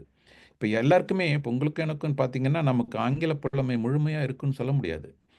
இவங்க ஆங்கிலேயர்களுக்குள்ள புலமை வேறு, நமக்கு உள்ள புலமை வேறு. ஏன்னா ஆனா இப்ப பிள்ளைகள்லாம் பாத்தீங்கன்னா இப்ப என்னோட வீட்டு பிள்ளைகள்லாம் நம்ம பரீட்சார்த்த முயற்சியில வச்சோம் ஒரு ஆங்கில வார்த்தை கூட தெரியாம தான் பாலர் பள்ளி போனாங்க. அது வரைக்கும் ம். தமிழ் சூழலே முழுக வச்சோம். இப்போ அவங்க ஆங்கிலத்துல சக்கப்போடு போடுறாங்க, ஆய்வுகள்லாம் செய்றாங்க. சின்ன ஆமா. சின்ன விஷயத்துக்கு கூட ஆங்கிலத்துல அவ்வளோ வார்த்தைகள் அது வச்சிருக்காங்க. ஏன்னா நல்ல அவங்க நிறைய சூழல் அது. படிக்கிறாங்க. நல்ல சூழல் அது. இப்ப அதுதான் உண்மையா அந்த மாதிரி பாத்தீங்கன்னா அந்த சூழல் ஆங்கிலம் அவங்க எல்லாருக்கும் வந்து ஆங்கிலம் இப்ப தமிழ் எதுக்கு பேசுறேன்னு என்னைய கேட்குறாங்க. அப்போ வந்து அந்த மொழி வளரும்பொழுது அந்த மொழிக்கு நம்ம எல்லாரும் ஆதரவு கொடுக்காட்டி அவங்களே அந்த மொழியிலேருந்து பின்தங்குறாங்க. அப்போ பெற்றோர்கள் வந்து குழந்தை ம். பெற முன்னாடி செய்யணும். இப்போ அதுதான் நாங்கள் சில இடத்துல சொல்லியிருக்கோம். இனிமேல் இளைஞர்களை தான் டார்கெட் பண்ணி நிறைய கூட்டங்கள் நடத்தணும். ஏன்னா தாய்மொழி போக போக அந்த குழந்தைகள் பின்னாடி அந்த பெற்றோர் மேல இருக்க பாசம், அவங்கள வச்சு காப்பாத்துறது இதெல்லாம் மாறப்போகுது. ம். அப்ப வந்து நம்ம குழந்தை சிறு வயதுல ஆங்கிலம் பேசுதுன்னு சந்தோஷப்பட முடியாது. ஏன்னா இங்கேயும் சில தமிழ்நாட்டுல இருந்து வந்தவர்கள் கூட குழந்தைகிட்ட வலிந்து ஆங்கிலம் பேசுறாங்க. ஆக்சுவலி அது talk to learn, learn to டாக்னுவாங்க. பேச பேச எல்லாமே வந்துரும். தாய்மொழிய விட அது ரொம்ப எளிமையா ஆங்கிலம் கத்துக்கலாம். ஏன்னா அதுக்கு வளங்கள் நெறைய இருக்கு. ம். நெறைய பாடங்கள் அத படிக்கிறாங்க. அப்ப நம்ம வந்து ஆரம்பத்துல நம்ம வீட்ல செய்ய வேண்டியத செஞ்சுட்டோம்னா, அது காலத்துக்கும் உள்ள இருக்கும். ஆமா. ஏன்னா அத இதுதான் பெற்றோர் நம்பாத தமிழ் வரைக்கும் மொழி ஒண்ணும் பண்ண முடியாது. முதல் மொழி சூழலை புகுத்தணும் அவங்க கிட்ட. அவங்க ஆமா. தமிழ் மொழியை வந்து ஆமா. தங்களுடைய முதல் மொழியா ஆக்கிக்கணும். 2வது மொழியாக அவங்க ஆங்கிலத்தை கத்துக்கணும். அந்த ஆமா. மாதிரி ஒரு ஏன்னா சூழல். முதல் மொழியில வாழுறோம். முதல் மொழி தான் ம். பண்பாடு. அப்படி இருக்கும்போது, என்னோட பொண்ணுட்ட அன்னைக்கு கேட்ட ஒரு 4 பாயிண்ட்ஸ் குடுத்தாங்க. எனக்கு வந்து இந்த தாய்மொழி கத்துக்கிட்டதால, நான் வந்து ஆங்கிலத்த கத்துக்கும்போது, இத ஒப்பிட்டு ஒப்பிட்டு கத்துக்கிறதால எனக்கு சீக்கிரமா அது ஆங்கிலம் ஆ. கத்துக்க முடியுது. அதனால வந்து இப்ப டிரான்ஸ் லாங்குவேஜ்ன்னு ஒரு மெத்தட் இருக்கு. நம்ம என்ன மொழியில வீட்ல கத்துக்கிட்டு இருந்தோமோ, அது வழியா அந்த நாட்டு மொழிய கத்துக் குடுக்குறாங்க. அப்போ ம். ஆங்கில மொழிய கத்துக்கலாம். ஆனா நம்ம ஆங்கிலேயர் மாரி வாழ்வோமா? நம்ம பிள்ளைங்கள விடுவோமா? அப்புறம் நம்ம பிள்ளைகளோட நமக்கு ஒரு பண்பாட்டு மோதல் வரும். அது நாம குடுக்க வேண்டியத குடுத்துட்டோம்னா, அவங்க எங்க போனாலும் தன்னுடைய பண்பாட்ட வந்து எடுத்து சொல்வாங்க. ஆ தமிழரா இருக்கிறதுல அவங்க வந்து பெருமைப்படுறாங்க. அது தெரியுது. இப்ப மூக்குத்தி போடுறாங்க. வந்து தலைமுடிய வந்து பார்த்தீங்கன்னா, ஒரு தமிழ் கடையில போய் வெட்டுனா, அவங்களுக்கு நம்மளோட ஸ்டைல் தெரியுன்றாங்க. அந்த நிறைய வந்து இப்போ தமிழ் கடையில போய் நண்பர்கள கூட்டிட்டு போய் சாப்பிடுறாங்க. இதெல்லாம் நம்ம யாரும் சொல்லிக் குடுக்கல. ஆனா, அவங்களுக்கு அந்த அடையாள உணர்வு வரும்பொழுது, அது 15 வயதுல வரும்போது, இதெல்லாம் நம்ம சிறு வயதில சொல்லிக் நம்மளுடைய குடுக்கும்போது நம்மளுடைய ஆதங்கம்லாம் என்னன்னா, நீங்க சொல்ற மாரி உள்ள குழந்தைகள் கொஞ்சம் பேர் தான் இருக்காங்க. ஆமா. எல்லாரையும் கொண்டு வர முடியுமான்னு அதுதான் நம்மளுடைய ஆதங்கமா அம்மா, இருக்குது. அப்பா பேசினா முடியும். ஏன்னா அடிப்படைய குடுத்துட்டா எத்தனை அம்மா முடியும். அப்பாவிட்ட நம்ம போய் சொல்ல முடியும் சொல்லுங்க? அது அம்மா, அப்பாக்கு அது இதெல்லாம் தமிழர்கள் தான் ஆ, தமிழுக்கு எதிரின்ற அது மாரி ஒரு நினைவு வந்துரும். அவங்களுக்கா வந்து அத செஞ்சிருந்தாங்கன்னா, சரி சும்மா வெற்றி நம்ம வரும்போது அடைஞ்சிருப்பாங்க. தமிழோட தானே வந்தோம். அந்த இத விடாம வச்சிருந்தா முடியும். ஏன்னா, இப்ப பல நாட்டினர்கள் வந்து அந்த மாரி வாழ்கின்ற நாட்ல ம். தொடர்ந்து செய்றாங்க. அப்ப நான் அண்மையில ஐரோப்பாவுக்கு போனப்போ, அந்த பிள்ளைகள்லாம் அவங்க அம்மாட்ட எங்கேம்மா இருக்கிற? எல்லாம் இது பண்றாங்க. ஆனா, அந்த தலைமுறை வந்து தொடரணும். அது தொடர்ந்ததுன்னா நல்லது. இல்லைன்னா, ஒரு 10 வருஷத்துக்கு இல்ல, ஒரு முறை மாறி அது நீங்க சொல்றப்ப நம்ம முயற்சி நாம தான் நிறைய ஆமா முயற்சி பண்ணி ஆமா அவங்க கிட்ட அதை கொண்டு வரதுக்கு முயற்சி பண்ணணும். நம்ம முயற்சிகள் ஆமா நிறைய தேவை. ஆம், ம், வழிமுறைகள் இருக்கு. அந்த ஆமா வழிமுறைகளை நம்ம கண்டுபிடிச்சு இந்த நிறுவனங்கள், இந்த திணை ம். போன்ற நிறுவனங்கள், பெட்னா போன்ற நிறுவனங்கள் நிறைய செயல்படணும். இப்ப இளங்கோவன் ஐயா சொன்னது மாதிரி நிறைய ஆம், முறைகளை கண்டுபிடிச்சாகணும் நாம. இந்த பெற்றோரியம்னு சொல்லுவாங்க. இப்ப இந்த பேரண்டிங் அப்படிங்கிறது இப்ப இதெல்லாம் அந்த இளம் இளைஞர்கள் பெற்றோர்களாகிறதுக்கு முன்னாடி இதெல்லாம் அவங்களுக்கு சொல்லி வைக்கணும். ஏன்னா 13 வயதுல தான் அவங்க ஒரு அடல்ட்டா மாறுறாங்க. அப்ப ஆமா. நம்ம சொன்னோம்னா அவங்க அவங்க முன்னாடியே தயாரா இருப்பாங்க. அவங்க அவங்க வேற மொழிக்காரங்கள ம். கல்யாணம் பண்ணலாம், தவறு இல்ல. ஆனா 2 மொழியும் அந்த வீட்ல பயன்படுத்தணும். அல்லது 2 பண்பாட்டையும் சொல்லிக் கொடுக்கணும். அப்ப அந்த பிள்ளை வந்து 2 பண்பாட்ட தெரிஞ்ச ஒரு பெருமை மிகுந்தவங்களா இருப்பாங்க. 2 பேரும் போய் கடைசியில ஆங்கிலத்துல விழுந்தாங்கன்னா, சொந்த ம். பண்பாடும் தெரியாம அவங்க தடுமாறுறாங்க. அப்ப இது வந்து நம்ம வந்து இப்ப சில சில இதெல்லாம் திருமணத்துக்கு முன்னாடி சில என்ன வழிகாட்டுதல் இருக்க மாரி நமக்கும் நம்ம உருவாக்கணும். அது சில நம்பிக்கைகள்லாம் அது அதாவது இருக்கும். நம்மளுடைய சூழல், நீங்க சொல்றது சூழல்ல பாத்தீங்கன்னா, நாம என்ன பண்றோம், தும்ப விட்டுட்டு வாலை பிடிக்கிற மாதிரி தான் செஞ்சுட்டு ஆமா. இருக்கோம். அந்த தும்ப பிடிக்கிறத விட்டுறோம் நாம எல்லாருமே. ஆமா. ஏன்னா இப்ப ஆனா, எல்லாரும் சொன்னவங்களே இப்ப நம்ம வயசாயிட்டே போகுது. பாத்தீங்கன்னா, மனம் இளமையா இருந்தாலும் வயசாயிட்டு இருக்கு. அப்ப இது வந்து சீக்கிரமா இதுக்கு ஒரு வழி கண்டுபிடிக்கலாம் ஒண்ணும் செய்ய முடியாது. அதுதான் தோணுது. நிச்சயமா நம்ம ஒரு ரொம்ப நன்றி. நன்றிங்கம்மா, நன்றிங்க. நன்றி. நிச்சயமா நம்ம ஒரு சிவா ஐயா சொன்ன மாதிரி ஒரு ஒரு பரந்துபட்ட ஒரு நிகழ்வை வந்து நம்ம ம். அமைச்சு இந்த மாதிரி நல்ல கருத்துக்கள் எல்லாம் பகிர்ந்து அதை அந்தந்த அஹ், நாடுகளில் முன்னெடுத்துட்டு போறதுக்கு நம்ம நிச்சயமா முன்னெடுப்போம். அஹ், நன்றிங்க. ரொம்ப நேரம் ஆயிருச்சு ஐயாவுக்கும் எல்லாருக்கும். ரொம்ப மிக்க நன்றி நன்றி. ஐயா. ம். நம்ம எல்லோரும் அறிஞர்கள் பல பேர் நீங்க எல்லாம் கலந்துக்கிட்டு பல நல்ல கருத்துக்களை பகிர்ந்து கொண்டீங்க. வாசு ஐயா அவர்களுக்கும் மற்ற கலந்து கொண்டு உங்களுடைய கருத்துக்களையும் கேள்விகளையும் முன்வைத்த அனைவருக்கும் திணை அமைப்பு சார்பாக எங்களுடைய நெஞ்சார்ந்த நன்றியை தெரிவித்துக் கொண்டு நிகழ்ச்சியை முடிச்சுக்கலாம்னு நினைக்கிறேன். நன்றிங்க. நன்றி. நன்றிங்க. மிக்க நன்றி. நன்றி. மிக்க நன்றி. வணக்கம். ம்.